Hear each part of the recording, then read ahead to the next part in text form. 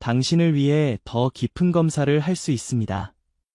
우리는 유전자 샘플을 다시 확인하고 자세히 분석하여 실제 원인을 찾아야 합니다. 원인을 찾으면 아기를 위한 더 나은 치료법을 찾을 수 있을 것입니다. 하지만 제 아기는 병원에 있어요. 그들은 저에게 아기를 만나게 해주지 않고 어떤 정보도 제공하지 않아요. 빨리 행동하지 않으면 제 아기를 영원히 잃을까 두려워요.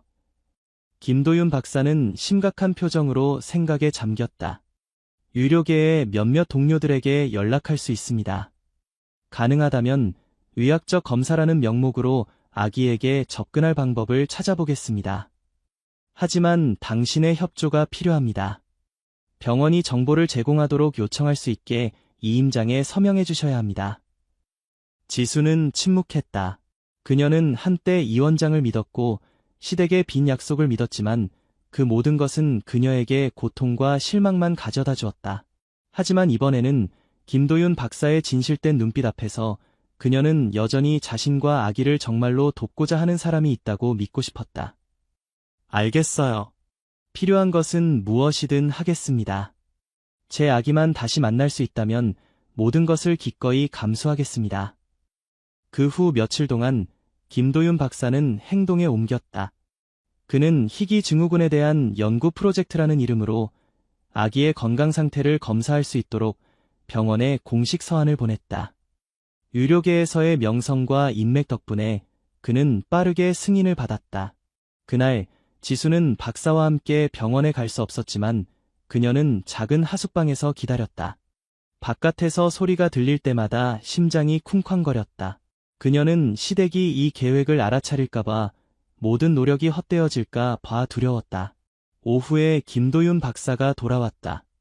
그를 보자마자 지수는 벌떡 일어났다. 그녀의 눈은 희망으로 가득 찼다. 어떻게 됐나요? 제 아기를 만났나요? 건강한가요? 김도윤 박사는 부드럽게 미소 지었다. 네, 아기를 만났어요. 전체적인 건강 상태는 좋습니다. 몸에 털이 많은 것 외에는요. 혈액 샘플을 채취했고 곧 상세한 검사를 시작할 것입니다. 지수는 얼굴을 감쌌다. 눈물이 흘러내렸다. 그녀는 아기가 안전하다는 것을 알게 되어 기쁘고 감동했다. 최선을 다해 원인을 찾겠습니다. 희망을 잃지 마세요. 모든 것이 밝혀질 것이라고 믿습니다. 지수는 고개를 끄덕였다. 그녀의 마음은 새로운 힘으로 채워졌다. 앞으로의 길이 여전히 어둡긴 하지만 적어도 그녀는 이제 혼자가 아니었다. 진정으로 그녀와 아기를 돕고자 하는 사람이 그녀 곁에 있었다. 어둠이 작은 하숙방에 내려앉았다. 방은 여전히 차가웠지만 지수의 마음에는 이제 희망의 불꽃이 있었다. 그녀는 스스로에게 얼마나 많은 어려움이 있더라도 아기를 위해 계속 싸울 것이라고 다짐했다. 왜냐하면 오직 어머니의 사랑만이 인생의 모든 폭풍을 이겨낼 만큼 강하기 때문이다. 김도윤 박사가 아기를 만난 후의 날들은 지수에게 희망과 두려움이 공존하는 시간이었다. 그녀는 매일 박사에게서 문자 메시지를 받아 검사 과정과 초기 결과에 대한 업데이트를 받았다. 김도윤 박사에 따르면 아기의 건강 지표는 모두 정상이었고 몸에 털이 많은 상태 외에는 별다른 이상이 없었다.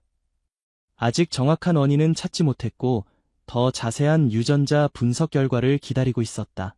모든 것이 괜찮아요. 아기에게 위험한 질병은 없습니다. 더 상세한 유전자 분석 결과가 나오려면 며칠이 더 필요해요. 그가 지수에게 문자를 보냈다. 이러한 정보가 약간의 안도감을 주긴 했지만 지수는 여전히 아기를 생각하며 잠 못 이루었다. 매일 밤 그녀는 낡은 싱글 침대에 누워 아기를 품에 안고 아기의 울음소리를 듣고 아기의 첫 웃음을 보는 모습을 상상했다. 그녀는 이미 너무 많은 소중한 순간을 놓쳤다. 하지만 폭풍은 그녀에게 오랫동안 평화를 허락하지 않았다. 어느 아침 지수가 일하기 위해 컴퓨터를 막혔을 때 그녀는 낯선 이메일 주소에서 온 메일을 받았다. 제목은 간결했지만 그녀를 얼어붙게 만들었다. 다 알고 있다. 도망칠 생각 마. 이메일 안에는 지수가 카페에서 김도윤 박사를 만나는 사진들, 심지어 그녀의 작은 하숙방 사진까지 있었다. 아기를 넘기지 않으면 일이 여기서 멈추지 않을 것이다. 라는 위협적인 메시지와 함께 지수의 손이 떨렸다. 그녀는 마우스를 바닥에 떨어뜨렸다. 누가 이 사진들을 찍었을까? 민준의 가족일까? 아니면 그녀의 이야기를 신문에 센세이션하게 만들려는 어떤 기자일까? 혼란스러운 와중에 그녀의 전화가 울렸다. 시어머니 박미영의 번호였다. 지수, 영원히 숨을 수 있다고 생각했나요? 박미영의 목소리는 차갑고 더 이상 가족에는 없었다. 모든 것을 알고 있어요. 당신이 몰래 의사와 연락한 것도, 아기에게 접근하려는 시도도. 어떻게 아셨어요? 지수는 말을 더듬었다. 당신이 그렇게 똑똑하다고 생각했어요. 우리에게는 돈과 권력이 있어요. 당신 같은 며느리가 우리를 속일 수는 없어요. 들어보세요. 만약 계속 고집을 피우면 당신이 다시는 아기를 볼 수 없게 만들겠어요. 어머님은 그럴 권리가 없어요. 저는 아기의 친모예요. 제 아이를 키울 권리가 있어요. 맞아요. 하지만 법원은 당신이 도망치고 가족의 동의 없이 병원에서 아기를 빼내려고 외부인과 접촉한 것을 어떻게 생각할까요? 당신이 우리를 이길 수 있을 것 같나요? 지수는 충격을 받았다. 그녀의 시어머니는 법을 이용해 그녀의 모성을 빼앗으려 하고 있었다. 만약 박미영이 모든 것을 법정으로 가져간다면 그녀의 인맥과 돈으로 지수가 패소할 가능성이 컸다. 이제는 분별력 있게 행동하고 양육권 포기 서류에 서명하세요. 그렇게 하면 충분한 돈을 줄 테니 다른 곳에서 새 삶을 시작할 수 있을 거예요. 그렇지 않으면 박미영의 목소리가 길게 이어지며 위협적이었다. 그리고 전화를 끊었다. 전화 신호음이 마치 지수의 심장에 내리치는 망치 소리처럼 무겁게 울렸다. 그녀는 바닥에 주저앉았다. 그녀의 눈은 공허했다. 만약 그녀가 소송을 당하고 양육권을 잃는다면 그녀는 더 이상 어떤 희망도 없을 것이다. 지수가 절망에 빠져 있을 때 하숙집 문을 두드리는 소리가 들렸다. 그녀는 깜짝 놀랐고 심장이 가슴 속에서 세차게 뛰었다. 이 시간에 누가 그녀를 찾아올까? 저예요. 김도윤 박사입니다. 지수는 안도의 숨을 내쉬며 서둘러 문을 열었다. 김도윤 박사의 걱정 가득한 얼굴이 나타났다. 방금 나쁜 소식을 들었어요. 그가 들어오자마자 말했다. 당신 시댁이 법적 절차를 준비 중이에요. 그들은 당신을 고소해서 양육권을 빼앗으려고 합니다. 네, 알아요. 방금 시어머니한테서 협박 전화를 받았어요. 지수는 눈물을 삼키며 말했다. 어떻게 해야 할지 모르겠어요. 돈도 없고 변호사도 없어요. 그들이 나를 법정에 세우면 질 수밖에 없어요. 걱정하지 마세요. 제가 도울게요. 김도윤 박사가 지수의 손을 꽉 잡았다. 그의 목소리는 단호했다. 제 친구 중에 변호사가 있어요. 그는 아동 권리와 여성 권리 관련 사건에 매우 뛰어납니다. 그에게 도움을 요청할게요. 지수는 김도윤 박사를 바라보았다. 그의 눈에서 신뢰와 지지의 빛이 번쩍였다. 처음으로 많은 날들이 지난 후 그녀는 이 싸움에서 더 이상 혼자가 아니라고 느꼈다. 일단은 진정하고 어떤 정보도 누구에게도 누설하지 않아야 합니다. 변호사에게 연락하고 만남을 주선할게요. 우리는 그들이 당신의 모성을 빼앗도록 두지 않을 겁니다. 지수는 고개를 끄덕였다. 그녀의 마음속에 작은 희망의 불꽃이 피어올랐다. 그녀는 앞으로의 여정이 여전히 가시밭길일 것을 알았지만 적어도 이제 그녀에게는 진정한 동반자가 생겼다. 바깥은 여전히 어두웠지만 작은 방 안에서는 믿음의 빛이 빛나기 시작했다. 지수는 얼마나 많은 폭풍이 오더라도 아기를 위해 계속해서 싸울 것이라는 것을 알았다. 왜냐하면 어머니의 사랑은 항상 모든 장애물보다 강하고 그녀가 작은 아기를 보호하는 것을 막을 수 있는 것은 아무것도 없기 때문이다. 김도윤 박사와의 만남 이후 지수는 마치 새로운 힘을 얻은 것 같았다. 그러나 곧 다가올 법정 싸움이 쉽지 않을 것이라는 것을 그녀는 알고 있었다. 민준의 가족은 압력을 가할 수 있는 충분한 돈과 인맥을 가지고 있었다. 반면 그녀는 돈도 없고 의지할 곳도 없는 외로운 어머니였다. 며칠 후 김도윤 박사는 지수를 그의 친구 황 변호사에게 소개했다. 황 변호사는 아동 권리와 가정 폭력 관련 많은 사건을 맡아왔다. 첫 만남에서 그는 바로 본론으로 들어갔다. 그의 눈빛은 날카로웠지만 이해심이 가득했다. 지수 씨, 당신의 상황에 대해 들었습니다. 당신의 사례는 복잡하지만 기회가 없는 것은 아닙니다. 우선 아기의 출생부터 지금까지의 의료 처치에 대한 모든 증거를 수집해야 합니다. 또한 당신이 아기를 돌볼 충분한 능력과 조건을 갖춘 어머니라는 것을 증명해야 합니다. 지수는 고개를 끄덕였다. 그녀는 손을 꽉 쥐었다. 제 아이를 되찾기 위해 무엇이든 할 준비가 되어 있습니다. 황 변호사는 계속했다. 당신 시댁은 당신이 갑자기 병원을 떠난 것을 증거로 사용하여 당신이 아기를 유괴하려 했다거나 정신적으로 불안정하다고 주장할 수 있습니다. 우리는 당신이 아기의 안전을 걱정해서 그렇게 행동했다는 것을 증명함으로써 이런 모든 혐의를 반박해야 합니다. 하지만 어떻게 제 아기를 다시 만날 수 있을까요? 그들은 계속해서 제가 아기에게 접근하는 것을 막았어요.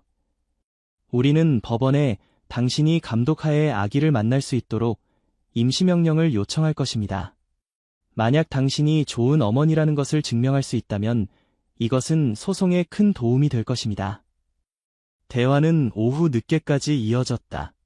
지수는 걱정과 희망이 뒤섞인 감정을 느꼈다. 그녀는 앞으로의 길이 가시밭길이라는 것을 알았지만 적어도 이제 구체적인 계획이 있었다. 한편 민준의 가족도 가만히 있지 않았다. 박미영은 언론의 모습을 드러내기 시작했다. 그녀는 인터뷰에서 자신이 지수의 음모의 희생자라고 감정적으로 주장했다. 지수가 의도적으로 아기의 상태를 숨기고 가족의 동의 없이 아기를 데려가려 했다고 했다. 우리는 단지 손자를 위한 최선을 바랬을 뿐입니다.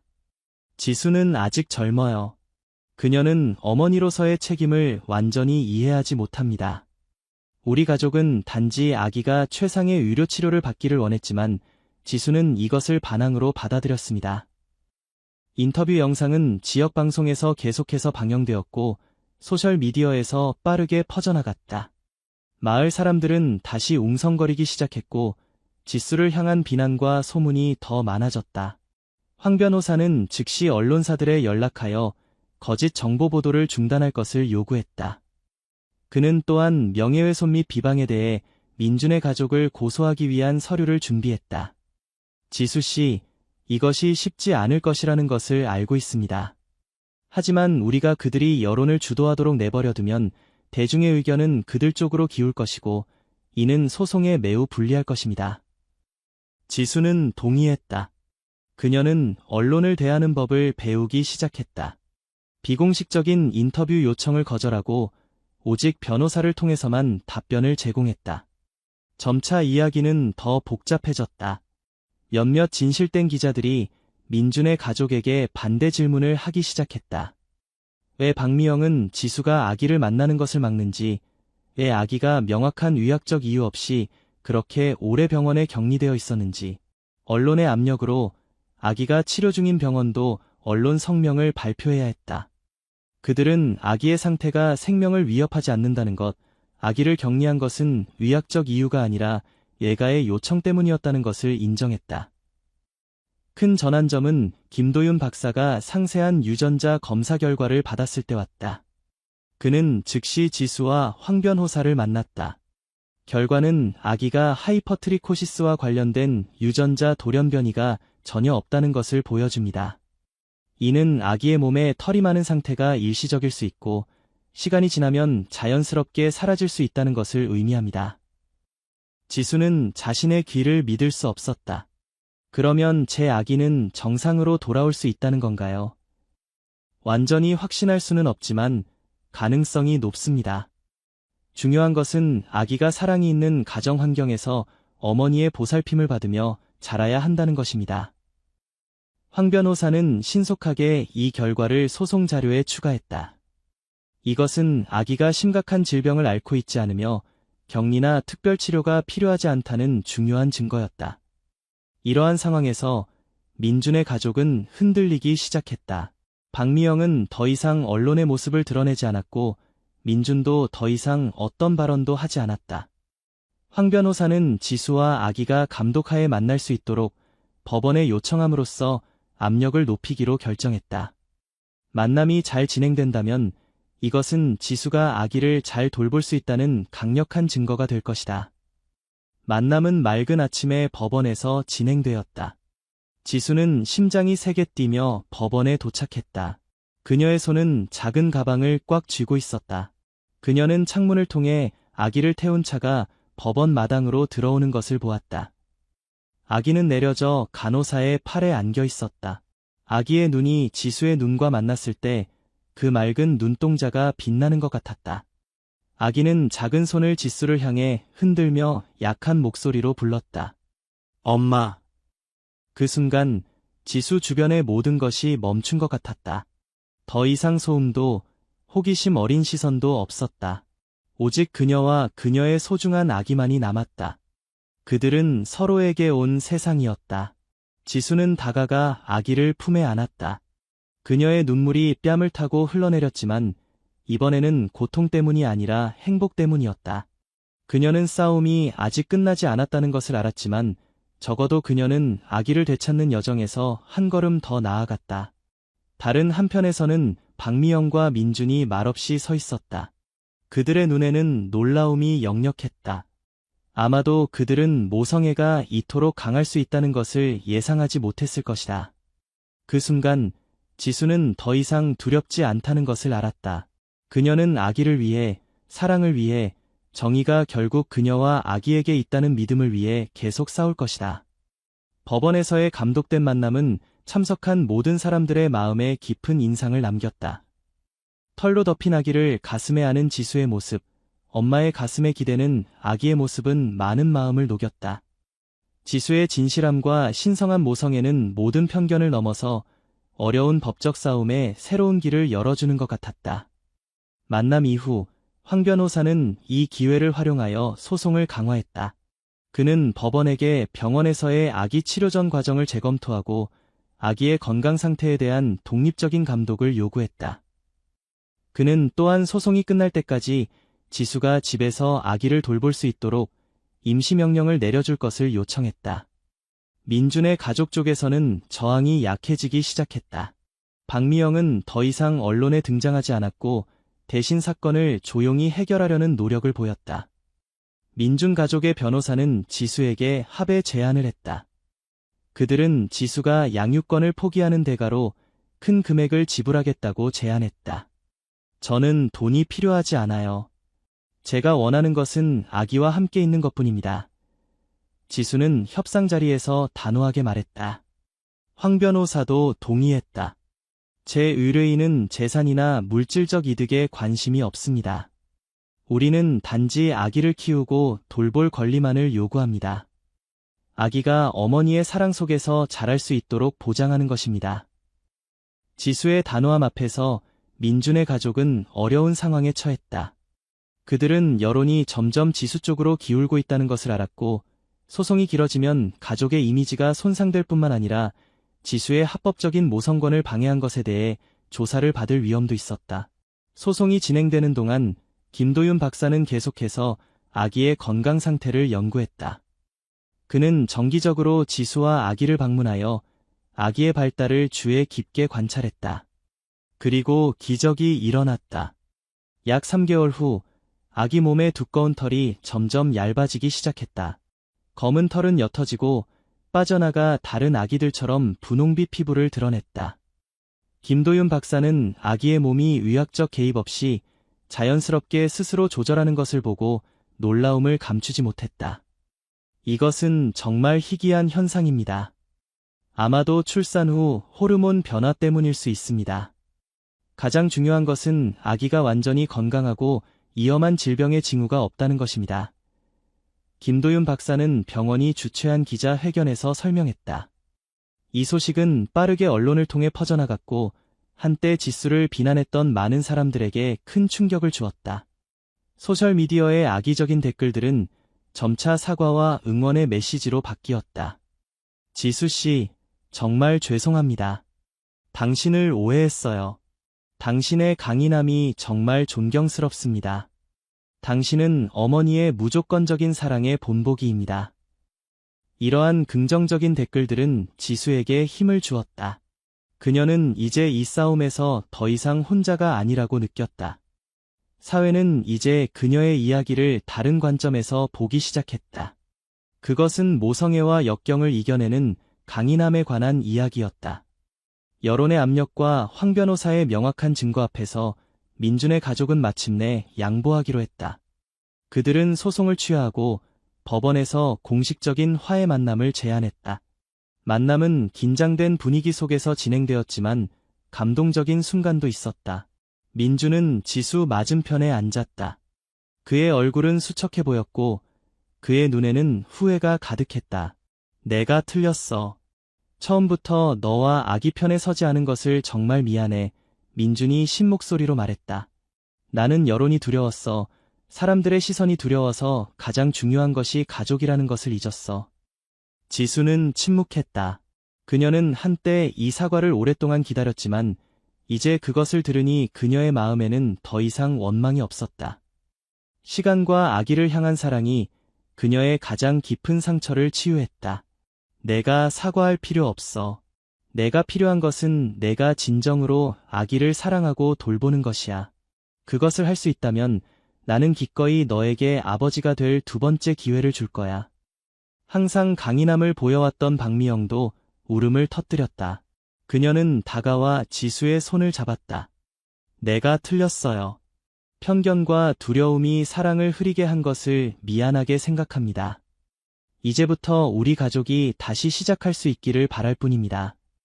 지수의 눈물이 흘러내렸지만 이번에는 해방감의 눈물이었다. 그녀는 민준을, 그의 어머니를, 그리고 품 안의 작은 아기를 바라보았다. 그녀는 자신의 가족이 많은 폭풍을 겪었지만 마침내 평화의 항구를 찾았다는 것을 알았다. 화해 모임의 끝에 법원은 공식적으로 지수의 양육권을 인정했다. 민준의 가족은 재정적 지원을 제공하고 아기를 함께 돌보기로 동의했다. 지수는 예전에 두 부부가 살던 작은 집으로 돌아가 깨진 조각들로부터 새로운 가정을 다시 세우기 시작했다. 아기는 날이 갈수록 자랐고 몸의 털은 완전히 사라졌다. 아기에게는 밝은 눈, 순수한 미소가 있었고 엄마에게 매우 애착이 있었다. 매일 아침 아기는 엄마라고 부르며 작은 집을 웃음으로 가득 채웠다. 지수와 아기의 이야기는 많은 사람들에게 영감의 원천이 되었다. 그녀는 아동 권리와 모성애에 관한 워크숍에서 자신의 여정을 나누도록 초대받았다. 그리고 아기에 대해 이야기할 때마다 그녀의 눈은 행복과 자부심으로 빛났다. 결국 지수는 모든 것을 극복했다. 단지 아기를 되찾기 위해서뿐만 아니라 사랑이 모든 편견과 어려움을 이길 수 있는 가장 큰 힘이라는 것을 증명하기 위해서였다. 그리고 그녀의 여정은 어두운 비 내리는 밤에서 평화로운 햇살까지 영원한 모성애에 관한 이야기로 듣는 모든 이의 마음에 깊이 새겨졌다. 시간이 흘러 지수의 작은 집은 진정한 가정이 되었다. 매일 아침 아기의 웃음소리가 집안에 울려 퍼졌다. 이제 하늘이라고 불리는 아기는 완전히 정상으로 돌아왔다. 한때 두꺼운 털은 이제 먼 기억일 뿐이었다. 하늘이는 이제 윤기 있는 검은 머리카락, 부드러운 피부, 그리고 반짝이는 눈을 가지고 있었다. 하늘이가 유치원에 처음 가는 날, 지수는 걱정을 감출 수 없었다. 그녀는 아이의 손을 꽉 잡고 학교 정문을 통과할 때 심장이 세게 뛰었다. 다른 부모들의 시선이 두 사람에게 쏠렸다. 지수는 멈췄지만 하늘이는 그렇지 않았다. 그는 엄마의 손을 놓고 운동장에서 놀고 있는 다른 아이들에게 빠르게 달려갔다. 한 어린 소녀가 하늘이가 다가오는 것을 보고 호기심에 물었다. 새 친구야.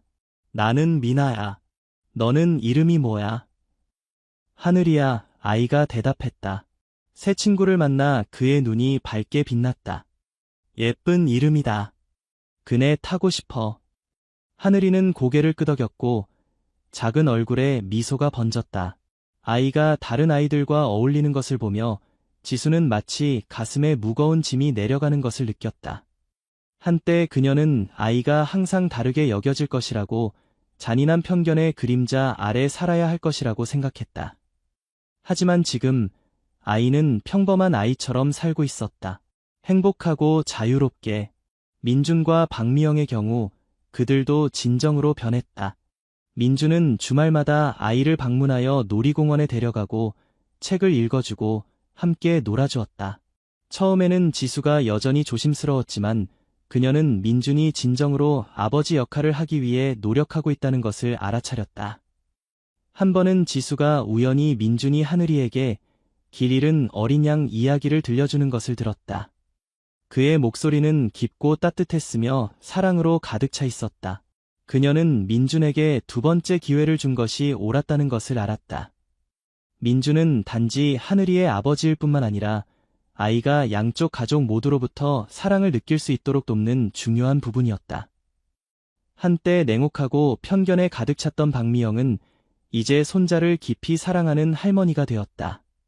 그녀는 종종 맛있는 음식을 가져오고 겨울에는 아이를 위해 직접 스웨터를 뜨개질했다.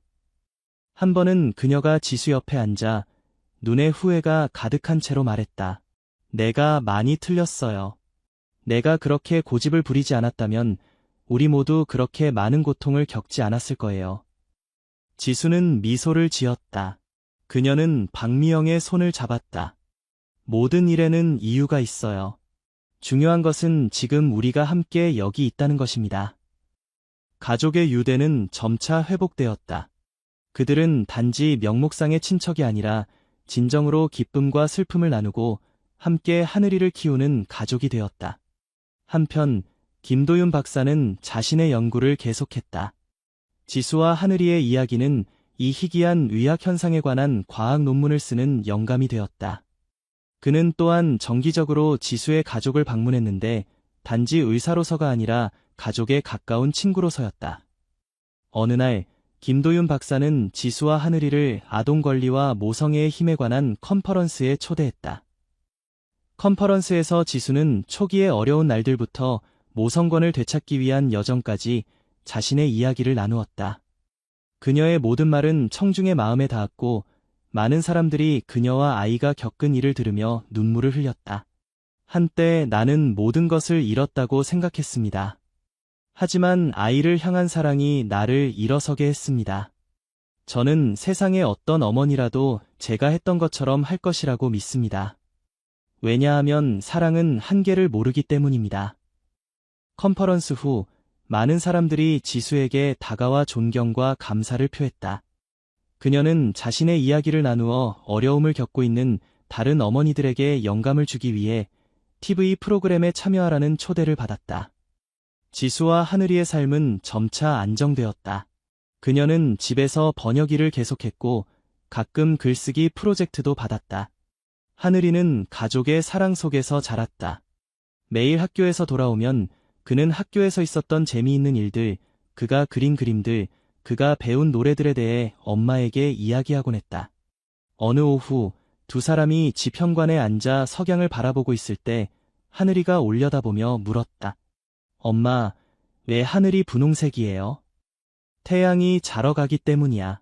태양이 피곤할 때 오늘 하루가 지났다는 것을 모든 사람에게 알리기 위해 하늘을 분홍색으로 물들이는 거야. 하늘이는 웃음을 터뜨렸다. 나도 그렇게 아름다운 하루를 보내고 싶어요. 지수는 몸을 숙여 아이의 이마에 부드럽게 키스했다. 너의 모든 날은 아름다울 거야. 왜냐하면 너는 항상 사랑받기 때문이야.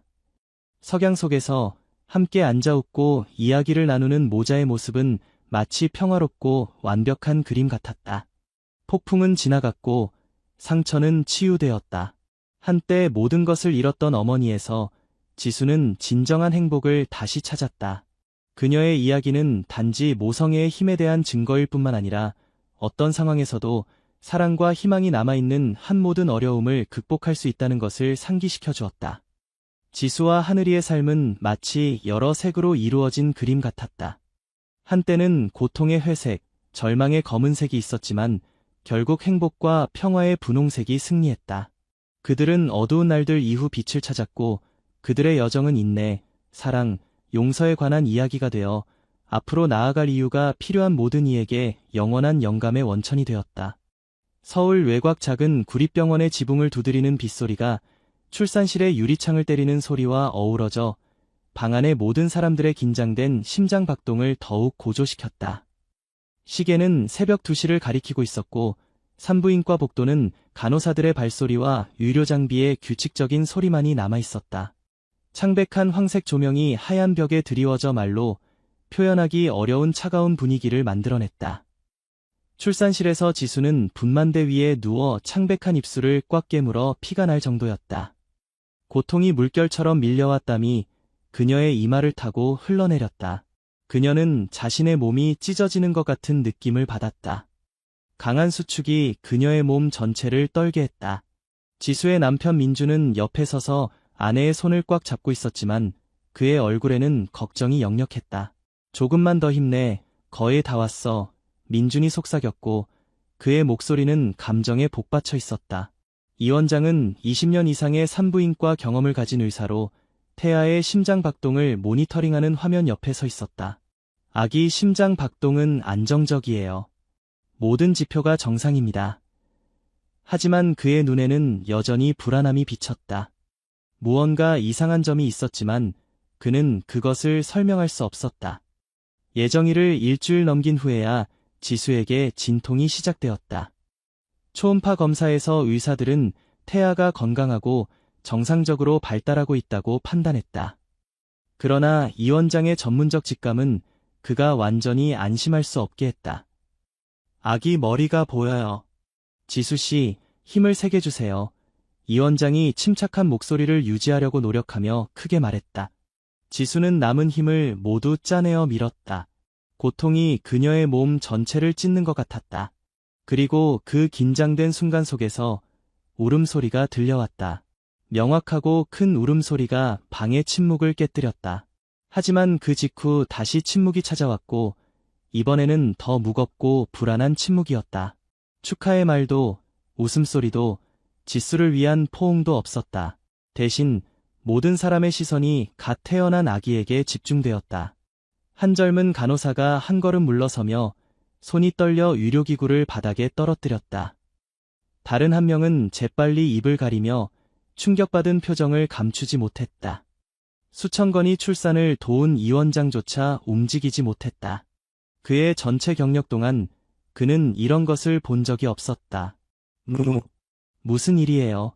민준이 목이 쉰 목소리로 더듬거렸다. 지수는 분만대에 누워 숨이 약하게 나왔지만 여전히 목소리를 내려고 했다. 내 아기는요? 왜 아무도 말해주지 않아요? 아무도 대답하지 않았다. 이 원장이 간호사에게 눈짓을 했고 즉시 아기는 하얀 천으로 쌓여 출산실 밖으로 급히 옮겨졌다. 차가운 형광등이 민준에게 비쳤고 그는 본능적으로 뒤로 물러서며 아내의 손을 놓았다. 지수는 아기를 보지 못했지만 무언가 잘못되었다는 것을 느꼈다. 그녀는 일어나려고 했지만 수술 부위의 통증으로 침대에 다시 쓰러졌다. 내 아기 어디 있어요? 무슨 일이 일어나고 있는 거예요? 한 간호사가 재빨리 다가와 지수의 손을 잡고 부드럽게 말했다. 지금은 쉬세요. 아기는 건강검진을 받은 후에 다시 데려올게요. 하지만 왜요? 아기를 안고 싶어요. 지수가 절망적인 목소리로 외쳤다. 출산실 밖에서 병원 이사회에 긴급 전화가 걸렸다. 최고 의사들이 한밤중에 소집되었다. 아무도 지수에게 무슨 일이 일어나고 있는지 말해주지 않았다. 그녀는 고통과 공포가 뒤섞인 몽롱한 상태로 밀려났다. 민주는 복도에 서 있었고 그의 다리는 떨려 제대로 서 있을 수 없었다. 그의 머릿속에는 대답 없는 질문들이 가득했다.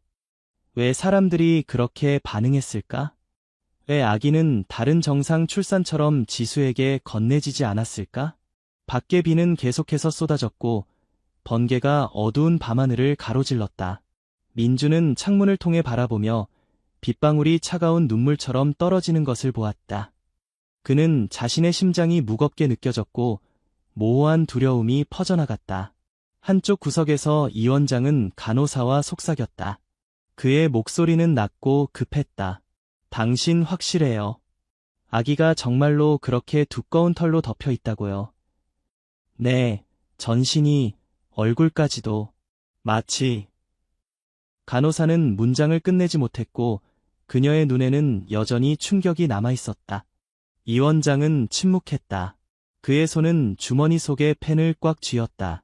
그는 하이퍼트리코시스, 일명 늑대인간 증후군에 대해 들어본 적이 있었지만 오직 의학 서적을 통해서였다. 이것은 그가 직접 목격한 첫 번째 사례였고 이는 그가 감히 상상할 수 없는 많은 결과를 의미했다. 아무에게도 말하지 마세요. 적어도 우리가 정확한 검사 결과를 얻을 때까지는요. 이 원장의 목소리가 가라앉았고 그의 눈에는 숨기기 어려운 걱정이 비쳤다. 밖의 비는 여전히 그치지 않았고 마치 다가올 폭풍의 전조처럼 느껴졌다. 지수는 수술 후 회복실에 누워 있었고 그녀의 눈은 텅 비어 천장을 바라보고 있었다. 그녀는 지금 이 순간 자신의 아기의 운명이 다른 사람들에 의해 결정되고 있다는 것을 알지 못했다. 그리고 빗방울이 계속해서 떨어지는 동안 어딘가 병원에서 약한 아기의 울음소리가 어둠 속에서 절망적인 도움 요청처럼 울려 퍼졌다. 지수는 병원 침대에 누워 자신의 몸이 마치 트럭에 치인 것처럼 느껴졌다. 아직 치유되지 않은 수술 부위는 그녀가 움직일 때마다 통증을 주었다. 하지만 더 아픈 것은 그녀 마음속의 공허함이었다. 출산 후 거의 3시간이 지났지만 아무도 그녀에게 아기를 안겨주지 않았고 아무도 아기가 어떤지 말해주지 않았다. 병실은 숨이 막힐 정도로 조용했다. 지수는 일어나려고 애썼다. 그녀의 눈은 피로로 무거웠다.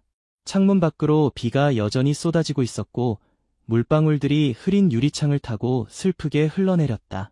민주는 여기 없었고 그녀의 시어머니도 마찬가지였다. 그녀는 완전히 혼자였다. 지수는 간호사를 부르는 버튼을 눌렀지만 아무도 응답하지 않았다.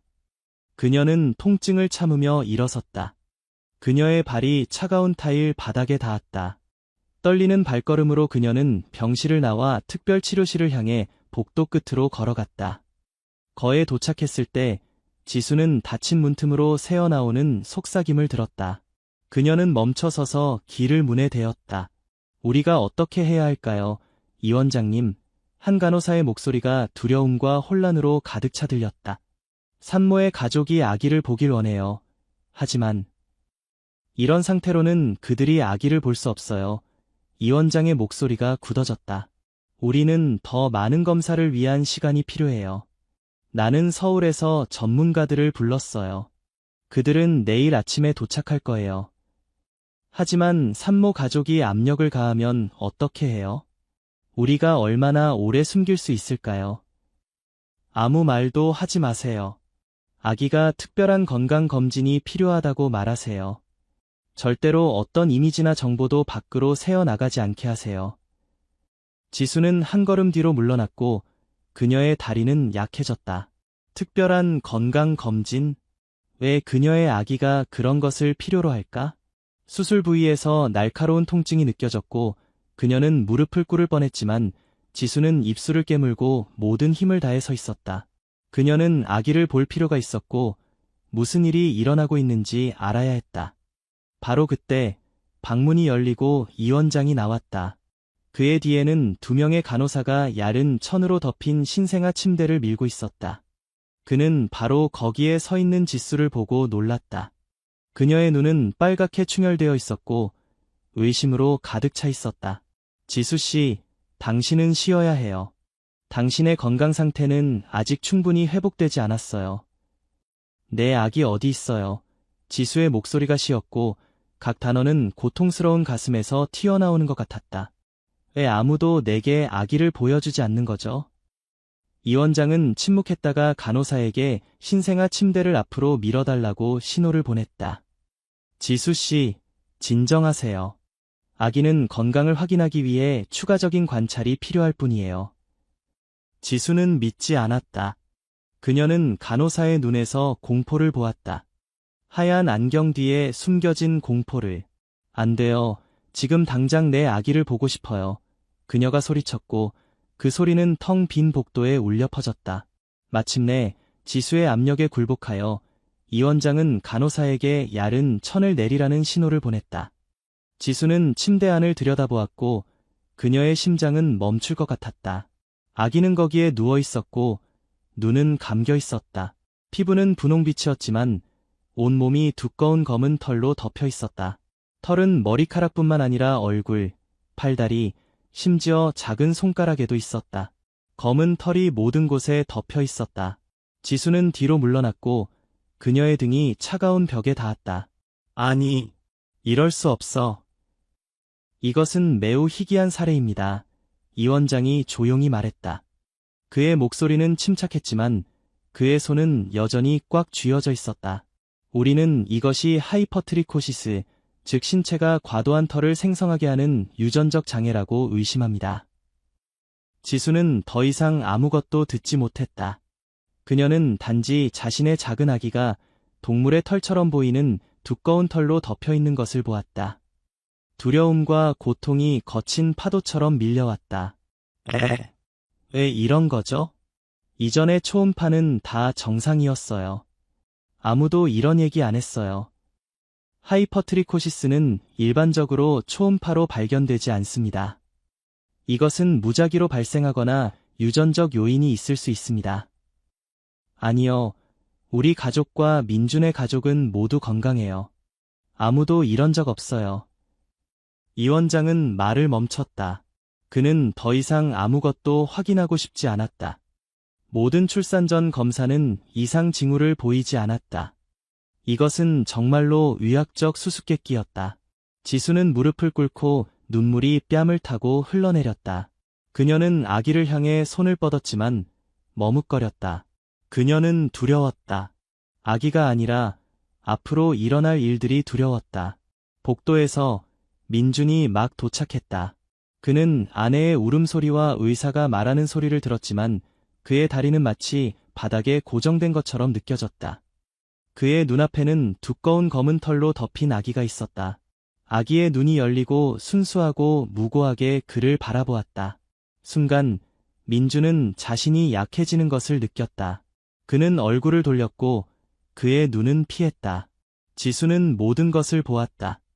그녀는 이 순간부터 진실과 혼자 마주해야 한다는 것을 이해했다. 비는 여전히 그치지 않았고 빗방울들은 차가운 유리창을 때렸다. 고립되고 외로웠다. 지수는 이 밤이 폭풍우 치는 날들의 시작일 뿐이라는 것을 알았다. 그녀의 작은 아기, 그 작은 생명체는 어떤 일들과 마주해야 할까? 그리고 그녀, 한 어머니로서 운명의 잔인함으로부터 아기를 보호할 만큼 충분히 강해질 수 있을까? 민준의 뒤돌아선 모습, 그의 한 걸음 한 걸음은 마치 지수의 마음을 깊이 찌르는 것 같았다. 상실감, 고통, 두려움이 차가운 복도를 가득 채웠다. 특별 치료실의 문이 닫히고 아기는 엄마의 품에서 떨어져 격리되었다. 지수는 바닥에 주저앉았다.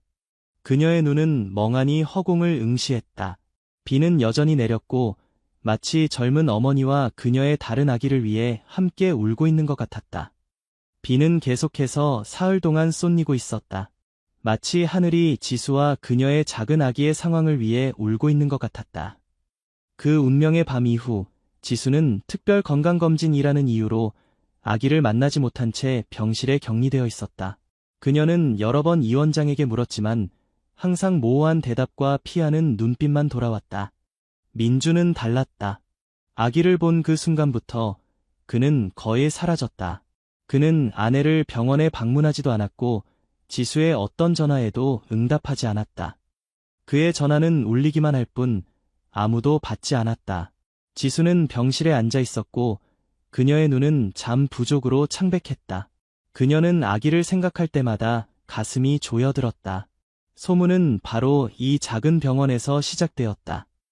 아기를 보고 의료기구를 떨어뜨릴 뻔했던 젊은 간호사가 자제력을 잃고 친구에게 이야기를 털어놓았다. 그 이야기는 한 입에서 다른 입으로 빠르게 퍼져나가 곧 병원의 내벽을 넘어 마을 전체로 퍼졌다. 그 아기가 괴물같이 태어났대. 맞아, 온몸이 털로 덮여 있어서 동물처럼 보인대. 그건 업보라고들 해. 그 가족은 분명 큰 죄를 지었을 거야. 그렇게 아기가 태어났으니까.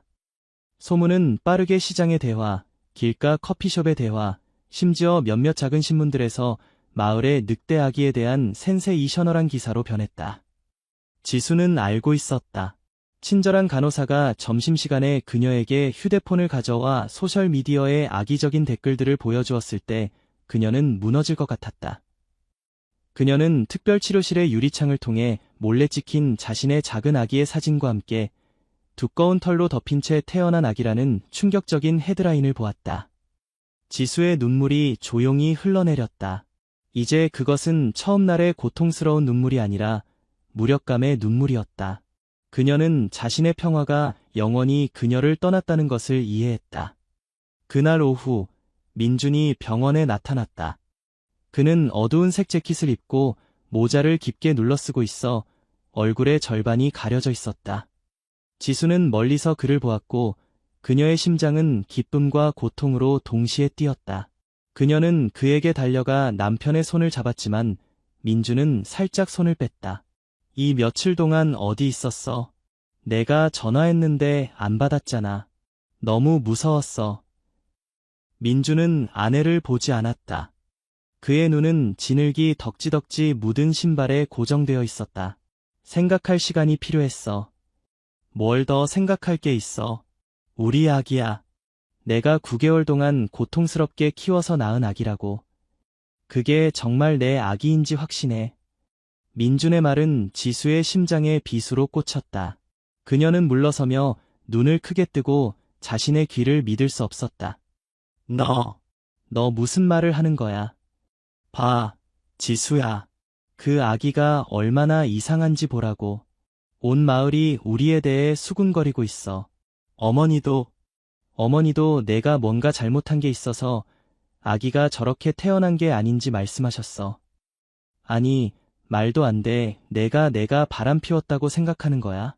내가 우리 아기를 끔찍한 무언가로 생각한다고.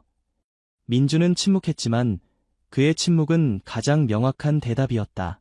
이제 충분히 견뎠어. 당장 내 아기를 만나고 싶어. 지수의 목소리는 그 어느 때보다 굳건했다. 지수야, 고집 부리지 마. 어머니가 이 원장님과 얘기하셨어. 아기를 서울의 특별치료센터로 보낼 수 있대. 아기는 치료를 받을 수 있고 우리는 정상적인 삶으로 돌아갈 수 있어. 치료? 뭘 치료한다는 거야? 우리 아기는 괴물이 아니야. 하지만 정상도 아니잖아. 이해 못하겠어. 아기를 여기 둔다면 우리는 절대 평화로운 삶을 살 수 없을 거야.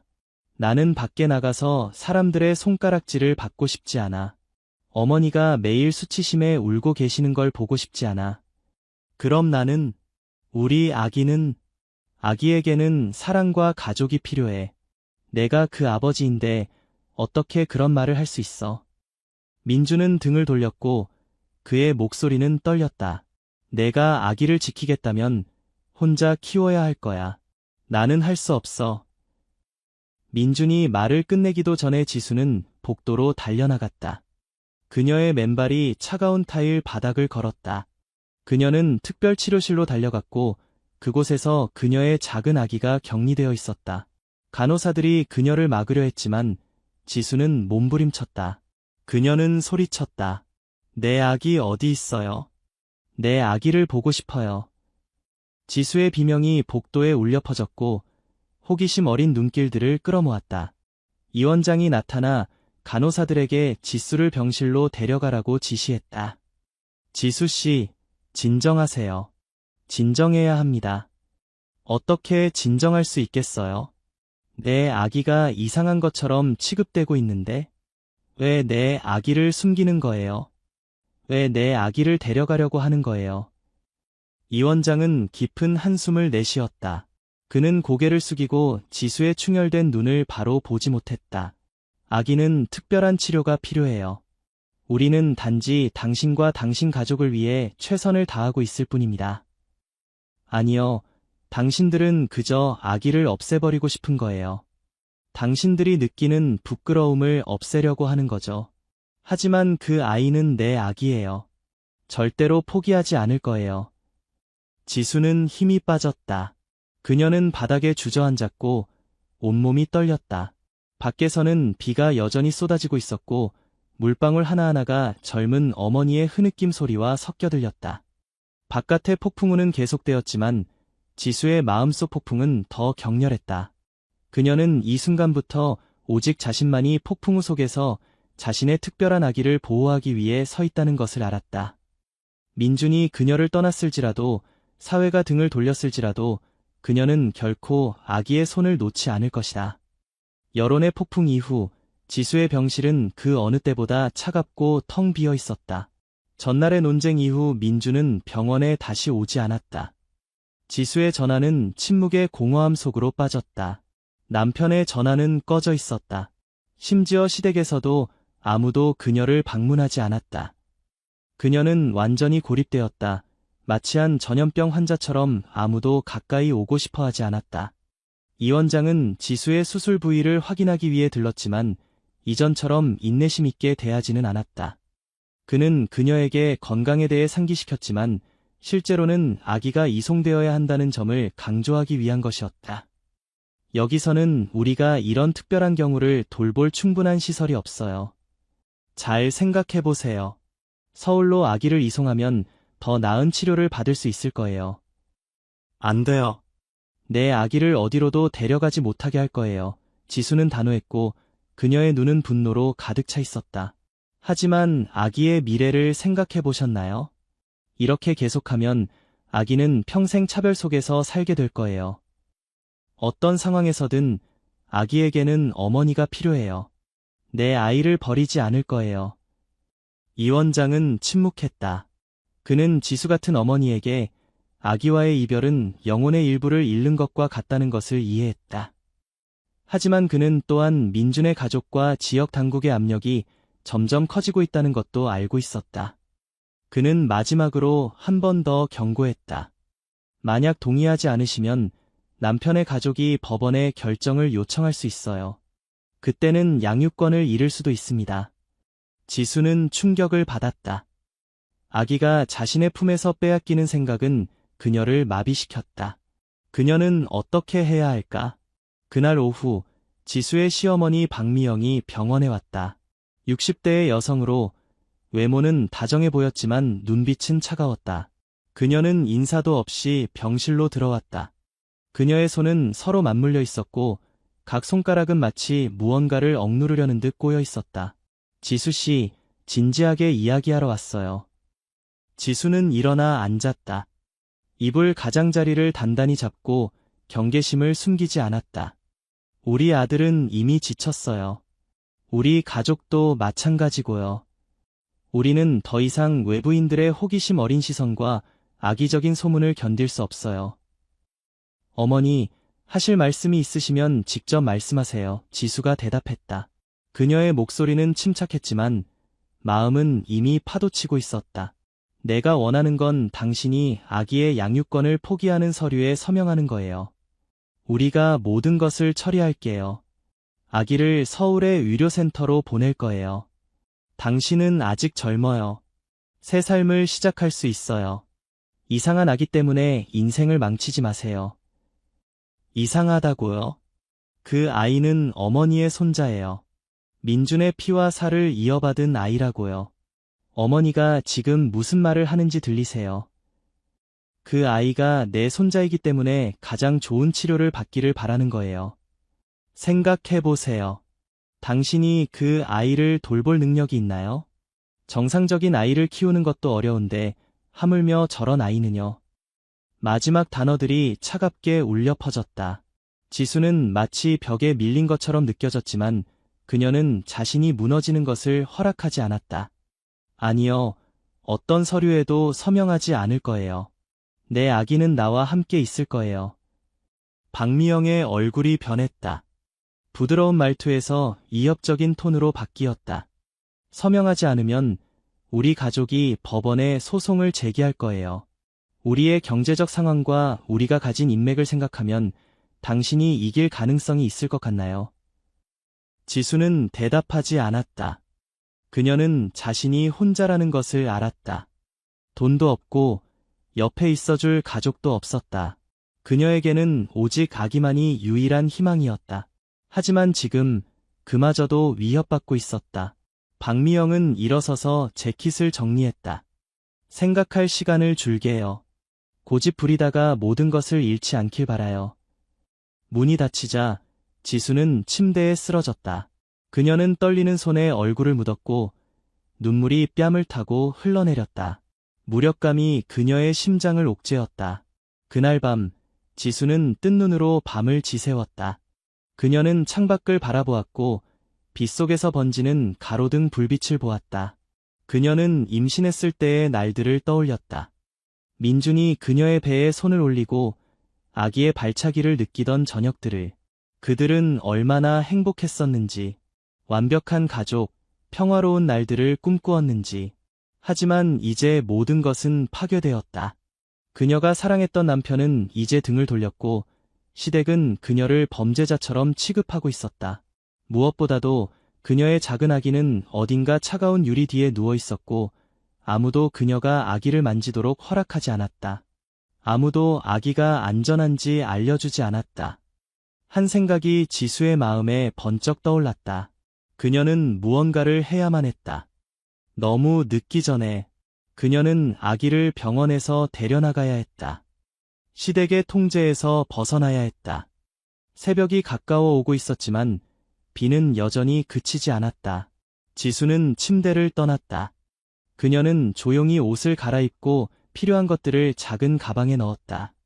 그녀는 어디로 가야 할지, 성공할 수 있을지 알지 못했지만 다른 선택은 없었다. 지수는 조심스럽게 병실 문을 열고 특별치료실로 이어지는 복도를 향해 가볍게 발걸음을 옮겼다.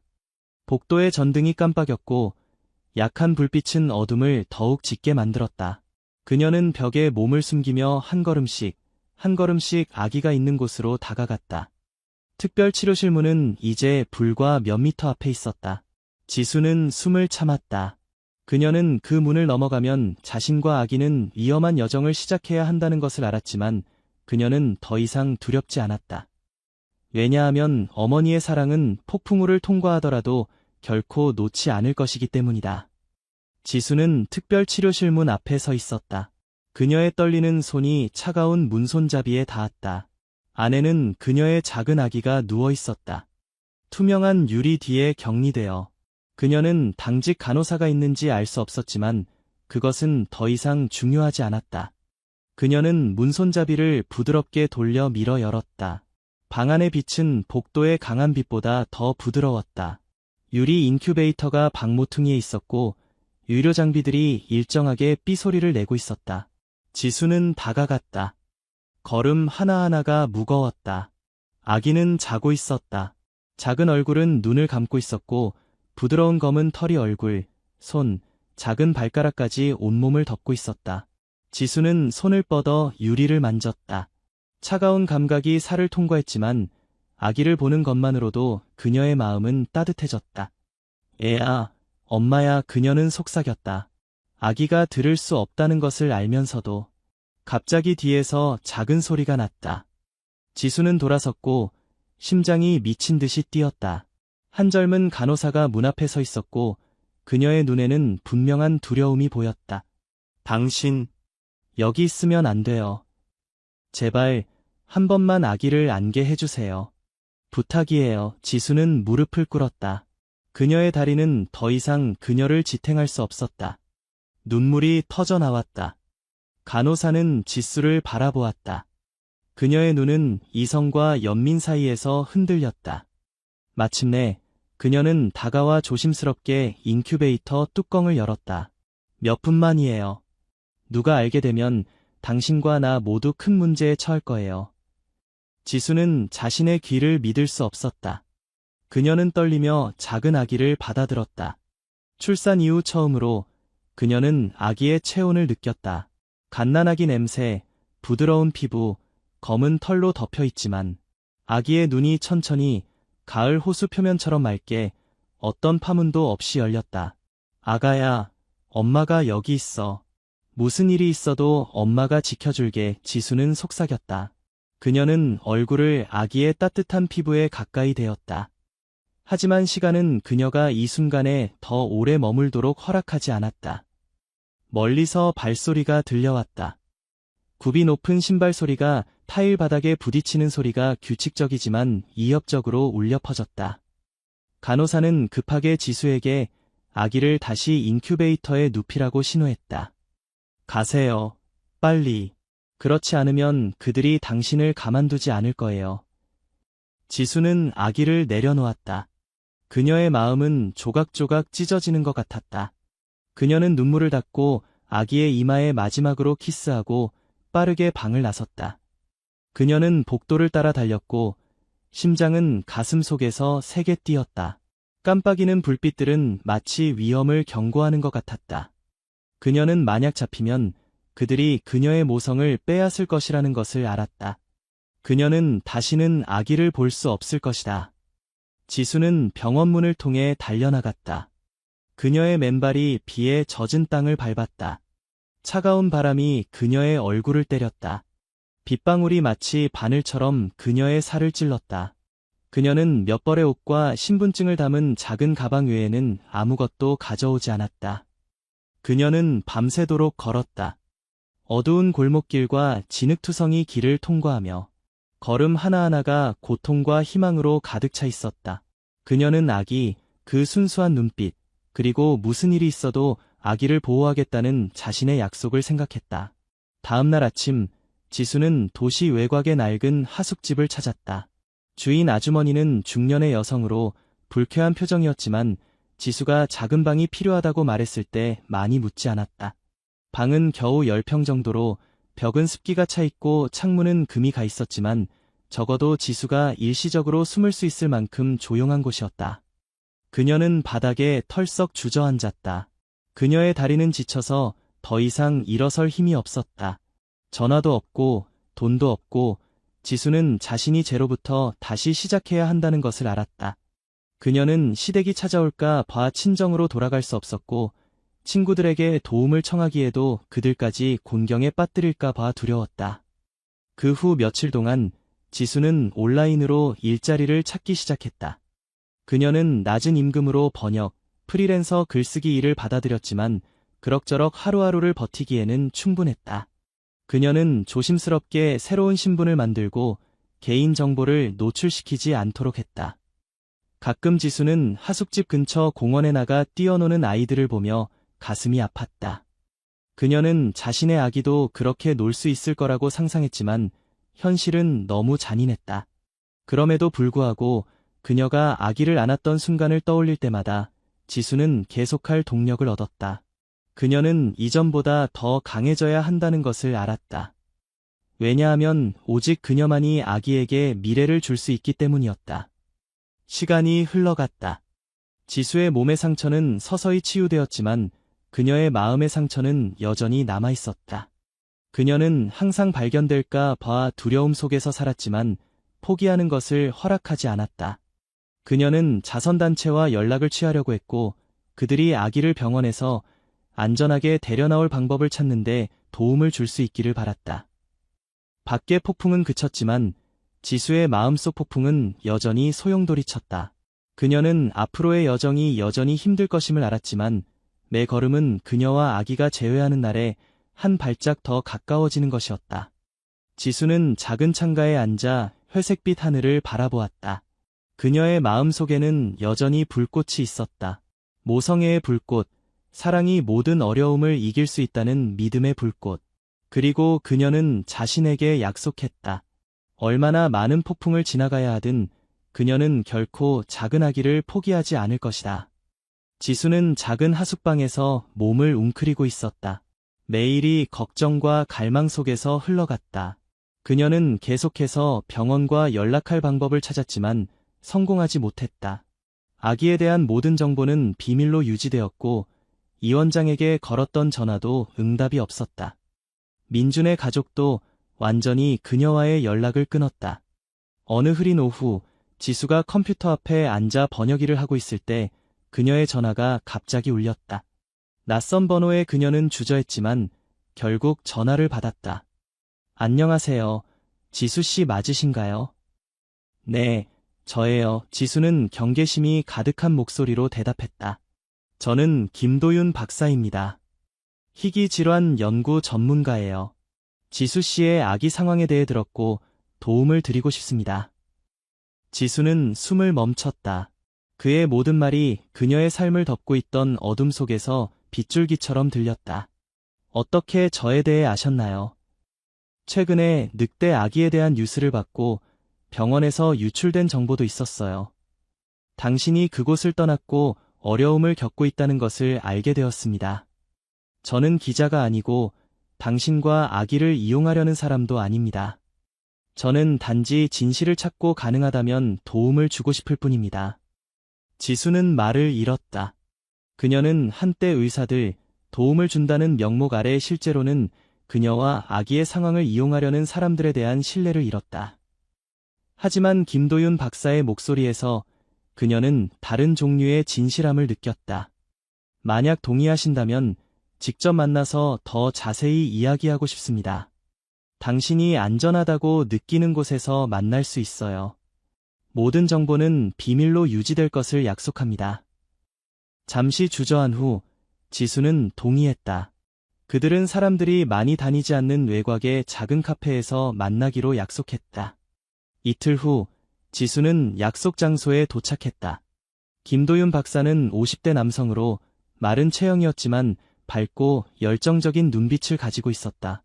그는 간단한 셔츠를 입고 있었는데 지수가 만났던 차갑고 흰 가운을 입은 의사들의 이미지와는 많이 달랐다. 와주셔서 감사합니다. 김도윤 박사가 말했다. 그의 눈에는 공감이 비쳤다. 당신이 많은 것을 견뎌왔다는 것을 알고 있습니다.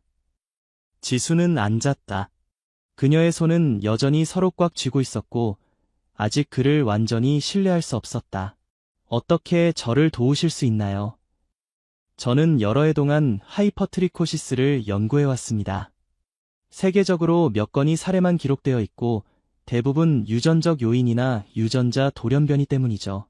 하지만 제가 알기로는 당신의 아기에게는 이런 가족력이 없다고 들었습니다. 맞습니까? 네, 맞아요. 모든 산전 검사는 정상이었어요. 저희 가족이나 민준의 가족 중 누구도 비슷한 상태를 겪은 적이 없었어요. 김도윤 박사는 고개를 끄덕였다. 그는 가방을 열어 서류 묶음을 꺼냈다.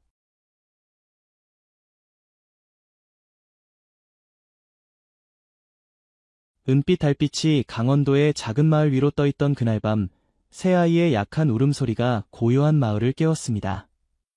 막 태어난 새 쌍둥이는 마을 중심부에 버려졌습니다. 오직 그들의 피부색이 달랐다는 이유만으로. 어둠 속에서도 빛나는 그들의 검은 피부는 누구도 대답하지 못할 큰 질문을 던졌습니다. 그 순간부터 가슴 아픈 이야기가 시작되었고 18년 후에 벌어진 일은 온 마을, 아니 온 나라를 놀라게 했습니다. 그 마을에서 김준호와 박소연은 새 쌍둥이를 품에 안는 짧은 기쁨을 느꼈습니다. 하지만 그 기쁨은 준호가 아이들의 피부색을 보는 순간 사라졌습니다. 그와 소연보다 훨씬 어두운 피부. 그의 눈은 어두워졌고 손은 떨렸습니다. 그는 소연에게 차가운 목소리로 물었습니다. 왜 이 아이들은 나를 닮지 않았지?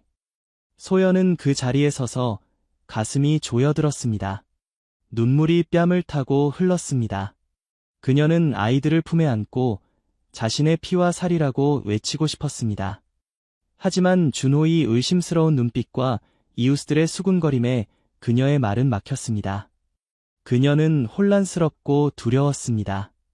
마을 사람들의 험담이 이 작은 가족을 무너뜨릴까 봐 두려웠습니다. 누구의 아이길래 피부가 저렇게 검지? 소연이가 바람을 피웠나 보네. 그런 말들은 아직 나오지 않았지만 소연은 이미 마음속으로 그 말들을 들었습니다. 준호는 더 이상 견딜 수 없었습니다. 그는 마당으로 나갔습니다. 그의 발걸음은 무거웠고 마음은 혼란스러웠습니다. 소연에 대한 사랑과 마음속 깊이 박힌 의심 사이에서 결국 자신과 마을의 압력 아래 그들은 새 아이를 사찰 앞에 두고 가기로 했습니다. 함께 작은 종이에 떨리는 손으로 썼습니다. 우리는 이 아이들을 키울 수 없습니다. 그들은 밤중에 떠났습니다.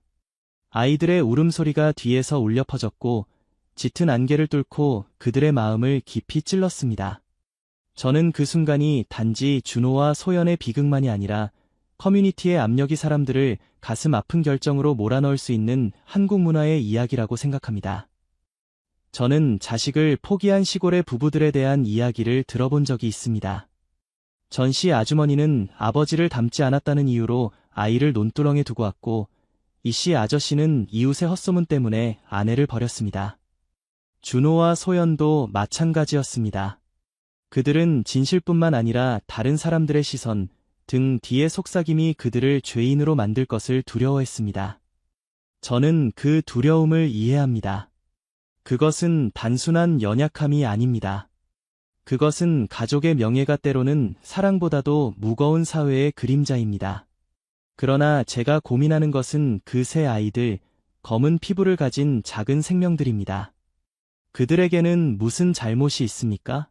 그들은 사랑이 부족해서가 아니라 부모가 편견을 극복할 용기가 부족해서 버려졌습니다. 저는 만약 준호와 소연이 아이들을 지켰다면 이야기가 달라졌을까요? 아니면 마을의 압력이 여전히 그들을 어둠 속으로 밀어넣었을까요?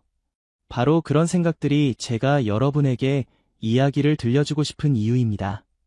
함께 피부색 때문에 버려진 이 비극에서 새 쌍둥이가 어떤 여정을 거쳐 자신을 찾아갔는지, 어떻게 자라났는지, 세상과 어떻게 마주했는지, 그리고 18년 후에 무슨 일이 일어나 한국을 놀라게 했는지 알아보려 합니다. 이 이야기를 모두 들으면 여러분은 혈연을 넘어선 가족의 힘, 모든 편견을 극복하는 힘을 보게 될 것입니다. 하지만 계속하기 전에 저는 여러분에게 한 가지 묻고 싶습니다. 여러분은 단지 외모가 다르다는 이유로 누군가가 판단받는 것을 본 적이 있습니까? 아니면 여러분 자신이 주변 사람들로부터 압력을 느낀 적이 있습니까? 아래에 댓글을 남겨 여러분의 이야기를 들려주세요. 우리 모두는 이 시골 비극과 연결된 작은 부분을 가지고 있다고 믿기 때문입니다. 시청해주셔서 감사합니다. 새쌍둥이의 운명이 궁금하시다면 좋아요와 구독을 누르고 이야기의 다음 부분으로 함께 가보시죠. 이야기는 이제 막 시작되었을 뿐입니다. 희미한 달빛 아래, 강원도 시골 마을의 하늘에 떠있는 달빛 아래 스님지혜는 절 마당으로 나왔습니다. 그녀의 낡은 샌들이 축축한 땅 위에서 삐걱거렸습니다. 그녀는 대문 앞에 놓인 대나무 바구니에서 들려오는 약한 울음소리를 듣고 멈췄습니다. 새 작은 아기가 안에 웅크리고 있었습니다. 그들의 검은 피부는 희미한 빛 아래서 빛났습니다. 그들의 눈은 꼭 감겨 있었고 작은 손가락은 따뜻함을 찾고 있는 것 같았습니다. 스님 지혜는 무릎을 꿇었고 그녀의 가슴은 조여들었습니다. 그녀는 조심스럽게 한 명씩 안아 올리며 절의 어린 스님들에게 불러주던 부드러운 자장가를 속삭였습니다. 그녀는 아이들의 이름을 민우, 서연, 행복이라고 지었습니다. 비록 그들의 인생이 버려짐의 어둠으로 시작되었지만 빛, 아름다움, 그리고 그들이 가져올 기쁨에 대한 희망을 담아서, 하지만 스님 지혜는 그들을 영원히 데리고 있을 수 없다는 것을 알았습니다. 가난한 절은 매일 쌀 한두 대뿐이었습니다. 그녀는 새 아이를 위한 진정한 보금자리를 찾기로 결심했습니다. 아는 사람의 소개로 그녀는 도시에 사는 최태윤과 이하은 부부와 연락했습니다. 그들은 15년 동안 기적을 기다려온 불임 부부였습니다. 스님 지혜가 새 아이를 데려와 그들의 팔에 한 명씩 안겨주었을 때 하은은 울음을 터뜨렸습니다. 눈물이 그녀의 마른 뺨을 타고 흘렀습니다. 그녀는 행복이를 가슴에 꼭 안고 작은 숨결이 가슴에 닿는 것을 느꼈습니다. 태윤은 옆에 서서 떨리는 손으로 민우의 머리를 만졌습니다. 그의 눈은 빈 세월의 모든 고통이 사라진 것처럼 빛났습니다. 그들은 아이들의 검은 피부에 대해 신경 쓰지 않았고 다른 사람들이 살펴볼 차이에 신경 쓰지 않았습니다. 이것은 그들이 꿈꿔왔던 가족이었습니다. 그때부터 도시 외곽의 작은 집은 민우, 서연, 행복의 보금자리가 되었습니다. 태유는 매일 아침 아이들을 마당에 데리고 나가 자전거 타는 법을 가르치고 어린 시절 시골에서의 이야기를 들려주었습니다. 하은은 옷을 만들고 한국의 풍미가 가득한 식사를 준비했습니다. 매운 생선찌개의 향기가 부엌 전체에 퍼졌습니다. 새 아이는 웃음소리, 주저함 없는 사랑의 품 안에서 자랐습니다. 하지만 모든 사람이 그들 가족을 따뜻한 시선으로 바라본 것은 아닙니다. 태윤의 친척들은 수군거렸습니다. 다른 사람의 아이를 키우면 뭐하나, 피는 물보다 진하다더니, 커서 다 떠나버릴 거야. 어떤 사람들은 노골적으로 하은에게 물었습니다. 왜 너희를 닮은 아이를 찾지 않았어? 피부가 저렇게 검은데 누가 내 아이라고 믿겠어? 태윤은 그저 가볍게 웃으며 단호하게 대답했습니다. 내 아이들이야. 내가 키우는데 누가 뭐라든 상관없어. 하은은 침묵했지만 서연의 손을 꽉 잡아 가혹한 말로부터 아이를 보호하려는 듯했습니다. 저는 한국에서 그런 가족들에 대한 이야기를 들어본 적이 있습니다. 옆마을의 박씨 아주머니는 길가에 버려진 고아를 입양했고 현씨 아저씨는 태풍 후 부모를 잃은 두 자매를 돌봤습니다. 그들은 모두 편견을 넘어 사랑을 선택했습니다. 그것은 제게 한국 문화에 우리는 서로를 보살핀다는 가치를 상기시켰습니다. 서로에게 조건 없이 주는 그 정. 태윤과 하은도 마찬가지였습니다. 그들은 민우, 서연, 행복에게 단지 집만 준 것이 아니라 피부색이나 혈연에 상관없이 가족 간의 유대는 중요하지 않다는 믿음도 주었습니다. 저는 그 확고한 믿음이 친척들의 의심스러운 눈길과 이웃들의 수군거림을 극복하는 데 도움이 되었다고 생각합니다. 누군가 애 그렇게 힘들게 키우니? 라고 물을 때마다 태유는 그저 대답했습니다. 힘들어도 행복해. 그들은 내 아이들이야. 그 말은 단순했지만 사랑으로 가득 차 있었습니다. 민우는 밝은 눈과 부드러운 미소로 자랐습니다. 그는 종종 집 근처 강가에 앉아 하늘을 나는 연들을 스케치북에 그리곤 했습니다. 그는 하은에게 말했습니다. 저는 많은 그림을 그려서 나중에 우리 이야기를 들려주고 싶어요. 서연은 책 읽기를 좋아했습니다. 그녀는 학교 도서관에서 동화책을 빌려와서 매일 밤 행복에게 읽어주었습니다. 서연의 맑은 목소리가 선녀들과 도깨비들의 이야기를 들려주는 동안 행복은 옆에 누워 반짝이는 눈으로 물었습니다. 언니, 우리에게도 우리를 구해줄 도깨비 할아버지가 있을까요? 서연은 웃으며 여동생을 안았습니다. 물론이지, 우리 엄마 아빠야. 그 순진한 말들은 세 남매가 서로를 위로하고 피부색이나 출신에 대해 설명할 필요 없는 자신만의 세계를 만드는 방법이었습니다. 저는 그런 순간들이 그들이 열린 마음으로 자라는데 도움이 되었다고 생각합니다. 비록 밖에서는 수군거림이 계속되었지만요. 한 번은 먼 친척이 놀러와서 민우가 그림 그리는 것을 보며 중얼거렸습니다. 제 피부가 너무 검은데 우리 집안에 옛날에 누구를 닮았나 봐. 태유는 그 말을 듣고 그저 조용히 차를 따랐을 뿐 대답하지 않았습니다. 하지만 그의 눈빛은 날카로워졌고 아이를 무심한 말로부터 보호하려는 듯했습니다. 하은은 달랐습니다. 그녀는 민우의 손을 잡고 친척에게 말했습니다. 아이는 저를 닮았어요. 온순한 성격이요. 그 말은 부드러웠지만 확고했습니다. 민우, 서연, 행복이 단지 입양아가 아니라 가족의 분리할 수 없는 일부라는 확언이었습니다. 저는 한국에서 그런 가족들을 본 적이 있습니다. 아래 마을의 김씨 할아버지는 시장에 버려진 소년을 입양했고 이 동네의 이씨 아주머니는 길 잃은 아이를 돌봤습니다. 그들 모두는 공통점이 있었습니다. 그것은 모든 장벽을 넘는 사랑입니다. 저는 그것이 어떤 혈연관계보다 아름답다고 생각합니다. 왜냐하면 그것은 선택으로, 용기로 만들어졌기 때문입니다. 태윤과 하은도 마찬가지였습니다.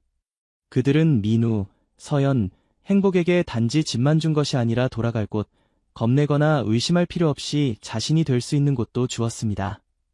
여름 저녁, 매미 소리가 나무 위에서 시끄럽게 울릴 때, 새남매는 종종 현관에 앉아 태윤이 젊었을 때 먼 여행에 대한 이야기를 들었습니다. 그는 강과 끝없이 펼쳐진 들판에 대해 이야기했습니다. 민우, 서연, 행복이 듣는 것을 볼 때 그의 눈은 빛났습니다. 때때로 그는 멈추고 그들을 바라보며 물었습니다. 나중에 커서 어디에 가고 싶니? 민우는 대답했습니다. 저는 세상을 그리고 싶어요. 서연은 말했습니다. 저는 모든 사람에게 이야기를 들려주고 싶어요. 행복은 크게 웃으며 말했습니다. 저는 아무도 따라잡을 수 없을 만큼 빨리 달리고 싶어요. 태유는 웃으며 각 아이의 머리를 쓰다듬었습니다. 계속 꿈꾸렴. 엄마 아빠는 항상 여기 있을 거야. 하은은 옆에 앉아 다가오는 겨울을 위해 스웨터를 짜고 있었습니다. 그녀의 눈길은 부드러웠고 마치 그 순간들을 모두 기억하고 싶어하는 것 같았습니다. 저는 그 작은 꿈들이 비록 작지만 새 남매의 마음을 따뜻하게 하는 불꽃이었다고 생각합니다. 그들이 외부 세계가 아무리 가혹해도 이 집에서는 항상 사랑받고 자신이 될 수 있다는 믿음으로 자라나는 데 도움이 되었습니다. 민우, 서연, 행복의 성장 이야기는 단지 입양 가족에 관한 이야기가 아닙니다. 그것은 편견을 넘어선 사랑에 관한 이야기, 사람들이 인생의 부서진 조각들 사이에서 서로를 찾을 수 있는 방법에 관한 이야기입니다. 그리고 저는 그것이 우리 모두가 태윤, 하은, 그리고 오래전에 절 앞에 버려진 새 아이들과 같은 평범한 사람들로부터 배울 수 있는 것이라고 믿습니다. 민우, 서연, 행복이 도시외곽의 작은 초등학교에 입학했을 때 이른 아침 햇살이 진달래 나무를 통해 빛나며 어린이들의 웃음소리로 가득한 학교 마당을 비추었습니다. 하지만 새 남매에게 그 첫날들은 기쁨만 있는 것이 아니라 호기심 어린 시선과 속삭임도 있었습니다. 민우는 나무 뒤에 서서 손에는 책가방을 꽉 쥐고 반 친구들이 가리키며 말하는 것을 들었습니다.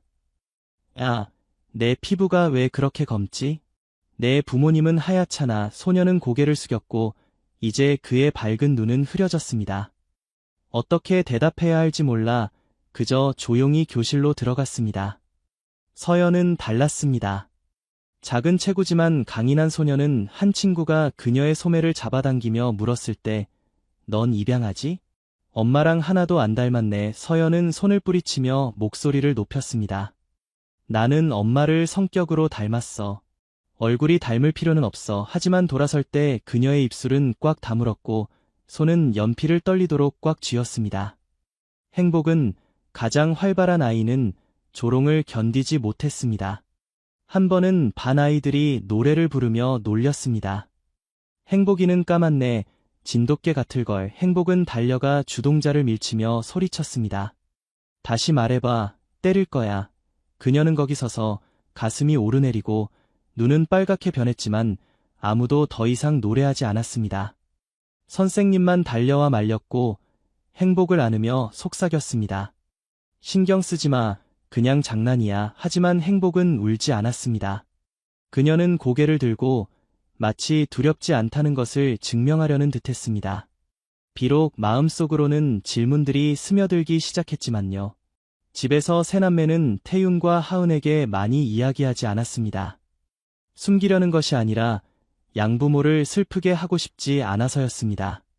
하지만 그 조롱은 학교 마당에서 멈추지 않았습니다. 동네 어른들도 한몫했습니다. 태윤이 새 아이를 시장에 데려갈 때마다 생선 가게와 채소 가게 아주머니들은 수군거렸습니다. 입양아인가? 아니면 사생아인가? 키우기 고생이겠네. 어떤 사람들은 더 노골적이었습니다. 하은이 두부를 살 때 그녀 앞에 서서 말했습니다. 하은 씨, 그 아이들 키우면 커서 다 떠날 텐데 피는 물보다 진하다잖아. 하은은 그저 가볍게 웃으며 차분하게 대답했습니다. 피는 진할지 몰라도 정이 더 진해요. 제 아이들이니 누가 뭐라 해도 상관없어요. 하지만 돌아설 때 그녀의 손은 채소 봉지를 꽉 쥐고 그녀의 눈에는 슬픔이 스쳤습니다. 태유는 달랐습니다. 그는 한마디도 대꾸하지 않고 그저 민우, 서연, 행복의 손을 더 꽉 잡았습니다. 마치 이 아이들은 내 아이다. 누구도 의심할 권리가 없다고 온 세상에 말하려는 듯이 저는 한국에서 그런 장면들을 본 적이 있습니다. 고아들이 낯선 사람들의 품에서 자라나지만 오히려 주변 커뮤니티로부터 의심의 눈길을 받는 경우 아래 동네의 철수는 박쥐라고 불렸습니다. 단지 그의 어머니가 쓰레기장에서 그를 데려왔기 때문에 옆 마을의 미란이는 누구도 그녀의 부모가 누구인지 몰랐기 때문에 친구들에게 외면당했습니다. 한국 사회의 편견은 때때로 그렇게 가혹합니다. 사람들은 닮음을 보는 것을 좋아하고 모든 것을 틀에 맞추고 싶어 합니다. 가족은 얼굴이나 모습이 서로 닮아야 합니다. 그렇지 않으면 의심하고 판단합니다. 저는 그 압력이 외부 사람들뿐만 아니라 우리가 혈연이 가장 중요하다고 배워온 방식에서도 온다고 생각합니다. 하지만 민우, 서연, 행복은 태윤과 하은과 혈연 관계가 없었습니다. 그럼에도 그 가족 안의 사랑은 어떤 유대보다 강했습니다. 저는 민우가 집에 돌아와 눈이 빨갛게 된 것을 기억합니다. 소녀는 식탁에 앉아 하은에게 물었습니다. 엄마, 저는 정말 엄마랑 다른가요? 하은은 채소 썰던 것을 멈추고 칼을 내려놓았습니다. 그녀는 민우를 품에 안았고 그녀의 목소리는 흔들렸습니다. 얼굴만 다를 뿐이야. 하지만 엄마의 마음과 내 마음은 같단다. 알겠니? 민우는 고개를 끄덕였지만 그의 눈빛은 여전히 슬펐습니다. 마치 그 대답이 그의 마음속 의심을 충분히 달래주지 못한 것처럼. 서연은 달랐습니다. 그녀는 학교에서 있었던 일을 이야기하기 시작했습니다. 하지만 불평하기 위해서가 아니라 태윤에게 물어보기 위해서였습니다. 아빠, 친구들이 제가 아빠의 딸이 아니래요. 아빠는 어떻게 생각하세요? 태윤은 낡은 자전거를 고치던 것을 멈추고 서연의 눈을 똑바로 바라보며 대답했습니다. 너는 내 딸이야. 누가 뭐라 해도 그건 바뀌지 않아. 아빠를 믿니? 서연은 웃으며 세게 고개를 끄덕였습니다. 하지만 저는 깊은 곳에서 그 말들이 여전히 그녀의 마음에 상처를 남겼다는 것을 알았습니다. 행복은 누구에게도 묻지 않았습니다. 하지만 놀림을 받을 때마다 그녀는 달려와 하은을 꼭 안았습니다. 아무 말도 하지 않고 그저 엄마의 품에 안겨 피난처를 찾는 것처럼 저는 세 남매의 단결이 그들이 이겨내는데 도움이 되었다고 생각합니다. 매일 밤 태윤과 하은이 잠든 후 민우, 서연, 행복은 종종 함께 앉아 흔들리는 등잔불 아래에서 시간을 보냈습니다. 민우는 그림을 그리고 서연은 이야기를 들려주고 행복은 낡은 장난감을 가지고 놀았습니다. 그들은 말로 표현하지 않았지만 서로를 바라보는 눈빛은 마치 확인하는 듯했습니다. 밖의 세상이 무슨 말을 하든 우리는 여전히 형제자매야. 저는 한국에서 그런 아이들을 본 적이 있습니다. 유씨 할머니 손에서 자란 6자매는 어릴 때부터 부모 없이 자랐습니다. 아비 없고 어미 없는 애들이라고 놀림받았지만 그들은 서로의 손을 꽉 잡고 힘든 시간을 함께 견뎌냈습니다. 저는 민우, 서연, 행복도 마찬가지라고 생각합니다. 그들은 태윤과 하은의 사랑에만 의존하는 것이 아니라 서로에게 의지하며 날카로운 말들과 눈빛들을 마주했습니다. 하지만 편견은 어린 시절에 멈추지 않았습니다. 세 남매가 더 자라 중학교에 들어갔을 때 질문들은 더 날카로워졌습니다. 너 어디서 왔길래 피부가 그렇게 검지? 내 부모님이 너를 어디서 주워왔어? 민우는 더 침묵하게 되었습니다.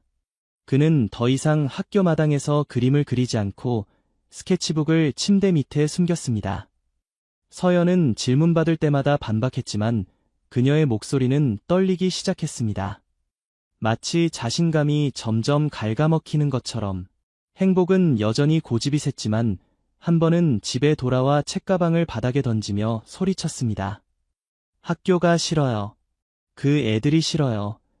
하은은 달려와 행복을 안으며 물었습니다. 왜 그러니, 우리 딸. 행복은 목이 메였습니다. 걔들이 절 사생하래요. 제가 엄마 딸이 아니래요. 하은은 행복을 덕꽉 안았고 그녀의 목소리는 떨렸습니다. 너는 엄마 딸이야. 엄마가 마음으로 낳은 거야. 알겠니? 행복은 고개를 끄덕였지만 눈물은 계속 흘렀습니다. 저는 그 눈물이 단지 행복의 고통만이 아니라 세 남매 모두의 고통이라고 생각합니다. 그들은 자신의 뿌리에 대해, 그들을 버린 사람들에 대해 궁금해하기 시작했습니다. 저는 이 마을의 철수에 대한 이야기를 기억합니다. 그는 이모의 손에서 자랐지만 학교에 다닐 때 친구들에게 외면당했습니다. 아무도 그의 부모가 어디 있는지 몰랐기 때문입니다. 철수는 한 번 제게 말했습니다. 저는 단 한 번이라도 제가 어디서 왔는지 알고 싶어요. 저는 그것을 민우, 서연, 행복에게서도 봅니다. 그들은 단지 편견과 싸우는 것이 아니라 자신의 마음속 공허함과도 싸우고 있습니다. 태윤과 하은의 사랑으로도 채울 수 없는 공허함과요. 민우는 집 근처 강가에 더 자주 앉아 흐르는 물을 바라보며 자신이 누구인지 궁금해했습니다. 서연은 조용히 도서관에서 책을 빌려 고아들에 대한 이야기를 찾아보며 자신에 대해 더 알고 싶어 했습니다. 행복은 강인해 보였지만 종종 혼자 나무 밑에 앉아 멀리 바라보곤 했습니다. 저는 한국 사회의 편견이 때로는 단지 말이 아니라 상처라고 생각합니다. 그것은 민우, 서연, 행복 같은 아이들이 더 빨리 자라게 하고 어린 시절에는 가지지 말아야 할 질문들과 마주하게 합니다. 하지만 저는 또한 가족의 사랑, 세 남매의 단결이 그들이 무너지지 않게 하는 방패였다고 믿습니다. 그들은 상처를 입을 수 있지만 패배하지 않았습니다. 민우가 그림을 하나 더 그릴 때마다, 서연이 이야기를 하나 더 들려줄 때마다, 행복이 더 크게 웃을 때마다 그들은 자신들에게 상기시키는 것 같았습니다. 밖에 세상이 무슨 말을 하든 그들은 서로가 있고 진정한 가족이 있다고. 저는 태윤이 하은에게 한 말을 들은 적이 있습니다. 우리는 세상을 바꿀 수 없지만 아이들이 굳건하게 서는 법을 가르칠 수 있어. 그리고 저는 민우, 서연, 행복이 그것을 배웠다고 믿습니다. 단지 양부모에게서 배운 것이 아니라 자신들의 마음에서 서로의 손을 잡고 편견으로 가득한 날들을 함께 걸으며 자신을 찾아가는 방법을 통해 배웠다고 생각합니다. 민우, 서연, 행복이 18살이 되었을 때 이른 가을 햇살이 강가의 나무들 사이로 비추었습니다. 그들이 자주 앉아 흐르는 물을 바라보며 자신의 뿌리에 대해 궁금해하던 그곳에서 이제 그 질문들은 마음속 흐릿한 그림자가 아니라 그들을 행동하게 만드는 타오르는 불이 되었습니다. 민우는 거울 앞에 서서 자신의 밝은 눈과 검은 피부를 바라보았습니다. 그는 한숨을 쉬며 뒤에 앉아있는 서연과 행복에게 말했습니다. 우리는 그들을 찾아야 해. 단 한 번이라도 이유를 알기 위해. 서연은 고개를 끄덕였고 그녀의 손은 희미한 기억의 조각들을 기록해온 노트를 꽉 쥐었습니다. 그녀의 목소리는 작았지만 확신에 차 있었습니다. 진실을 알아야 해. 아무리 아플지라도. 행복은 한때 놀림을 받을 때 온 세상을 향해 소리치던 소녀는 이제 조용히 앉아 있었습니다. 그녀의 눈은 반짝이지만 차가웠습니다. 우리는 그들이 필요 없어. 하지만 대답은 필요해. 세 남매는 서로를 바라보았고 그들의 눈빛은 마치 조용한 맹세처럼 교차했습니다. 그들은 함께 생모와 생부를 찾을 것입니다. 18년 전에 그들을 버린 뿌리를 찾을 것입니다. 태윤과 하은은 그 의도를 알았습니다. 태윤은 낡은 나무 의자에 앉았고 거칠어진 손은 민우가 말할 때 떨렸습니다. 아빠, 우리는 마을로 돌아가서 저희를 낳은 사람들을 찾고 싶어요. 그는 침묵했고 그의 눈에는 슬픔이 스쳤지만 곧 그는 고개를 끄덕였습니다. 그것이 너희에게 필요한 거라면 돈마. 하은은 옆에 서 있었고 눈물이 뺨을 타고 흘렀습니다. 그녀는 행복을 꽉 안으며 속삭였습니다. 무엇을 찾든 엄마는 여전히 너희 엄마야. 기억해. 세 남매는 고개를 끄덕였고 그들의 마음은 무거웠습니다. 두려움 때문이 아니라 이 여정이 오래된 상처를 파헤칠 것을 알았기 때문입니다. 그들은 몇 안 되는 단서로 시작했습니다. 스님지혜가 18년 전 대나무 바구니에 넣어둔 쪽지에는 마을 이름과 김준호와 박소연, 용서해주세요 라는 글거만 적혀 있었습니다. 민우는 그 쪽지를 들고 있었고 그의 손가락은 마치 그것을 만지는 것만으로도 그의 마음이 아파오는 것처럼 떨렸습니다.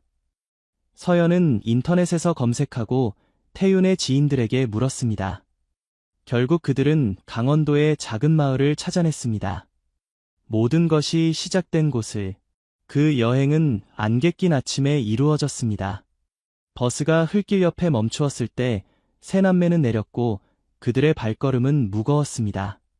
마을이 그들 앞에 나타났습니다. 대나무 그늘 아래 웅크린 낮은 집들, 멀리서 들려오는 닭 울음소리, 부엌에서 나는 연기 냄새. 민우는 깊게 숨을 들이마셨습니다.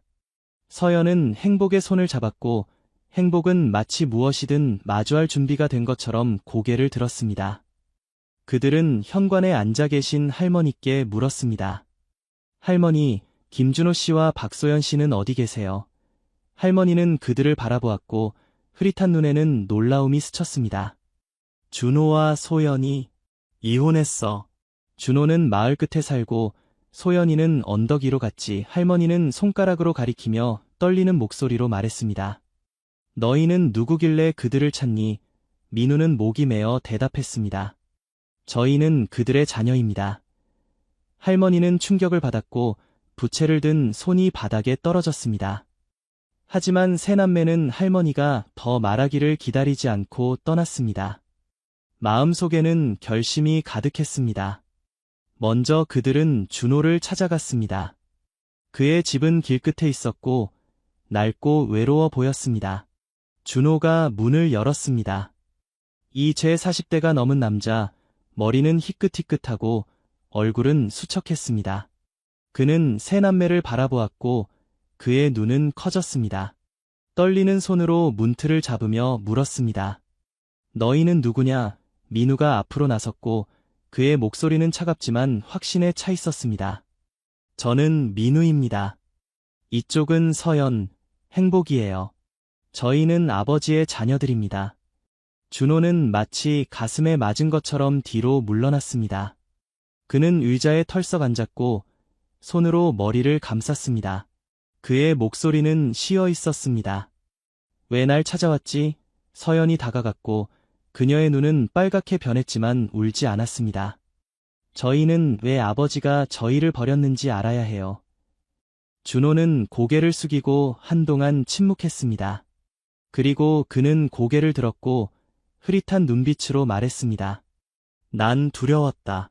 마을 사람들이 웃을까봐, 체면을 잃을까봐 너희 피부가 검었어. 난 이해하지 못했어. 너희 어머니가 날 배신했다고 생각했지. 그는 멈추었고 목이 메었습니다. 내가 틀렸어. 하지만 너희를 지킬 용기가 없었어. 행복은 그곳에 서 있었고 그녀의 손은 주먹을 꽉 쥐었습니다. 그녀는 소리쳤습니다. 아버지는 체면 때문에 자식을 버렸어요. 아버지는 아버지인데 행복의 목소리가 갈라졌고 눈물이 마침내 흘렀습니다. 준호는 고개를 숙이고 자신의 아이들을 바라볼 수 없었습니다.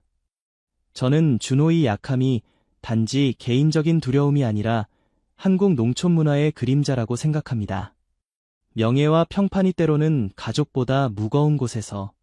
저는 시골에서 체면 때문에 자식을 버린 부모들에 대한 이야기를 들었습니다.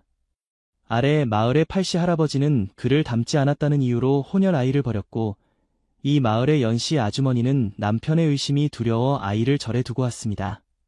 준호도 마찬가지였습니다. 그는 직면하는 대신 자신의 안전을 선택했습니다. 하지만 그가 지불한 대가는 18년의 죄책감 속에서 살아가는 것이었습니다. 그 후 세 남매는 소연을 찾아갔습니다. 그들의 어머니는 혼자 언덕 위에 살았습니다. 작고 낡은 집, 주변은 말라버린 논. 소연이 문을 열었습니다. 그녀는 여위였고 눈은 깊게 패였습니다. 민우, 서연, 행복을 보자 그녀는 얼어붙었고 가슴을 잡았습니다. 마치 심장이 멈춘 것처럼. 아이들. 그녀가 더듬거렸습니다. 민우는 그녀의 눈을 바로 바라보았고 그의 목소리는 떨렸습니다. 어머니는 18년 전에 저희를 버렸어요.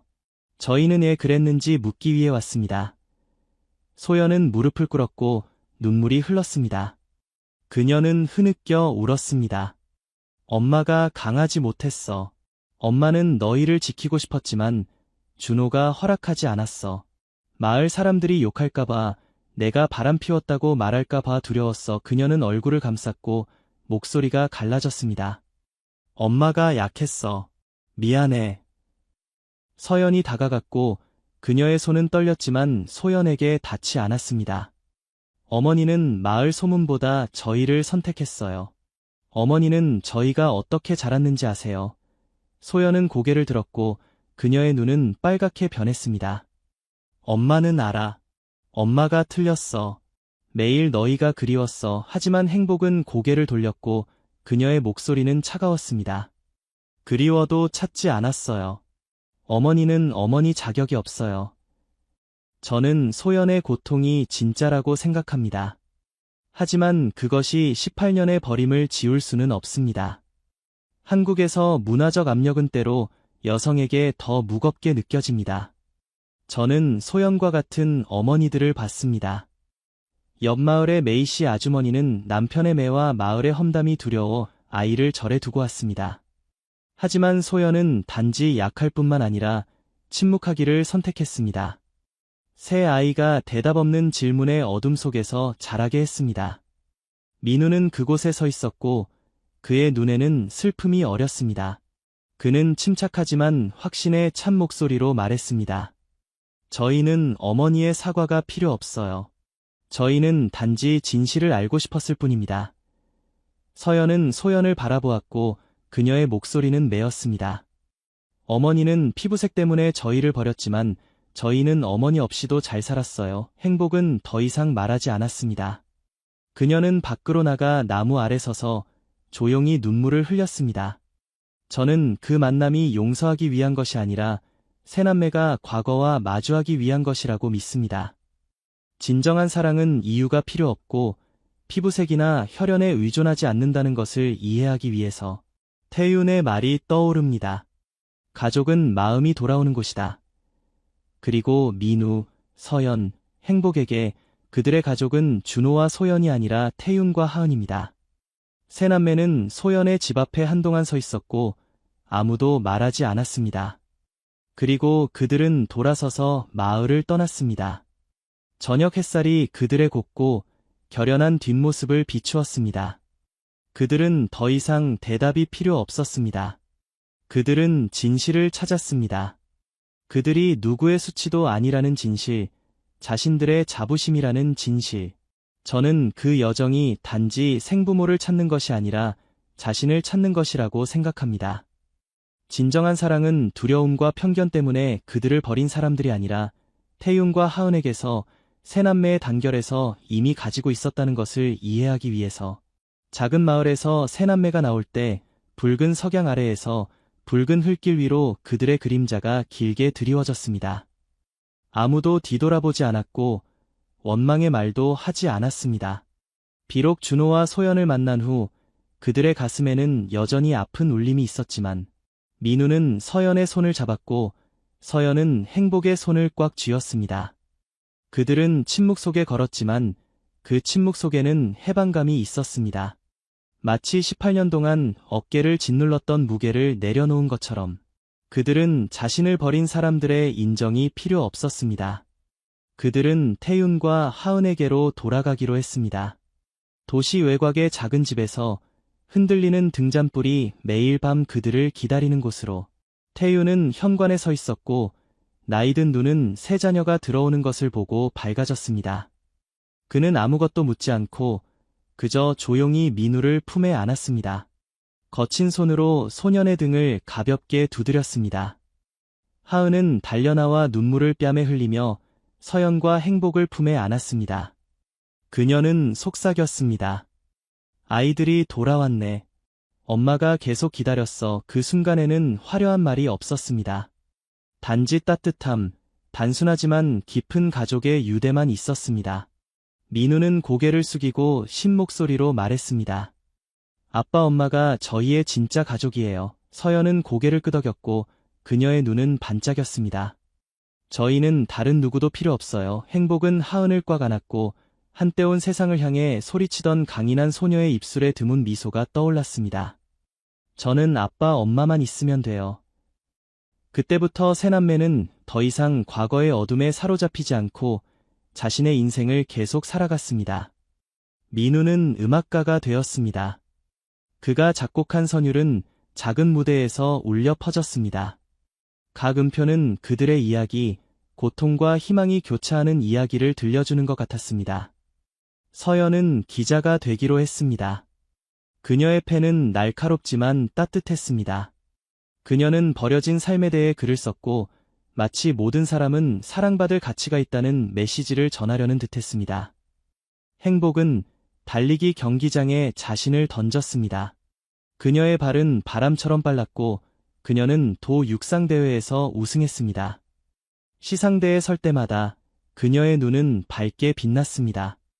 마치 그녀가 단지 이기기 위해 달리는 것이 아니라 자신을 극복하기 위해 달리는 것임을 증명하려는 듯이.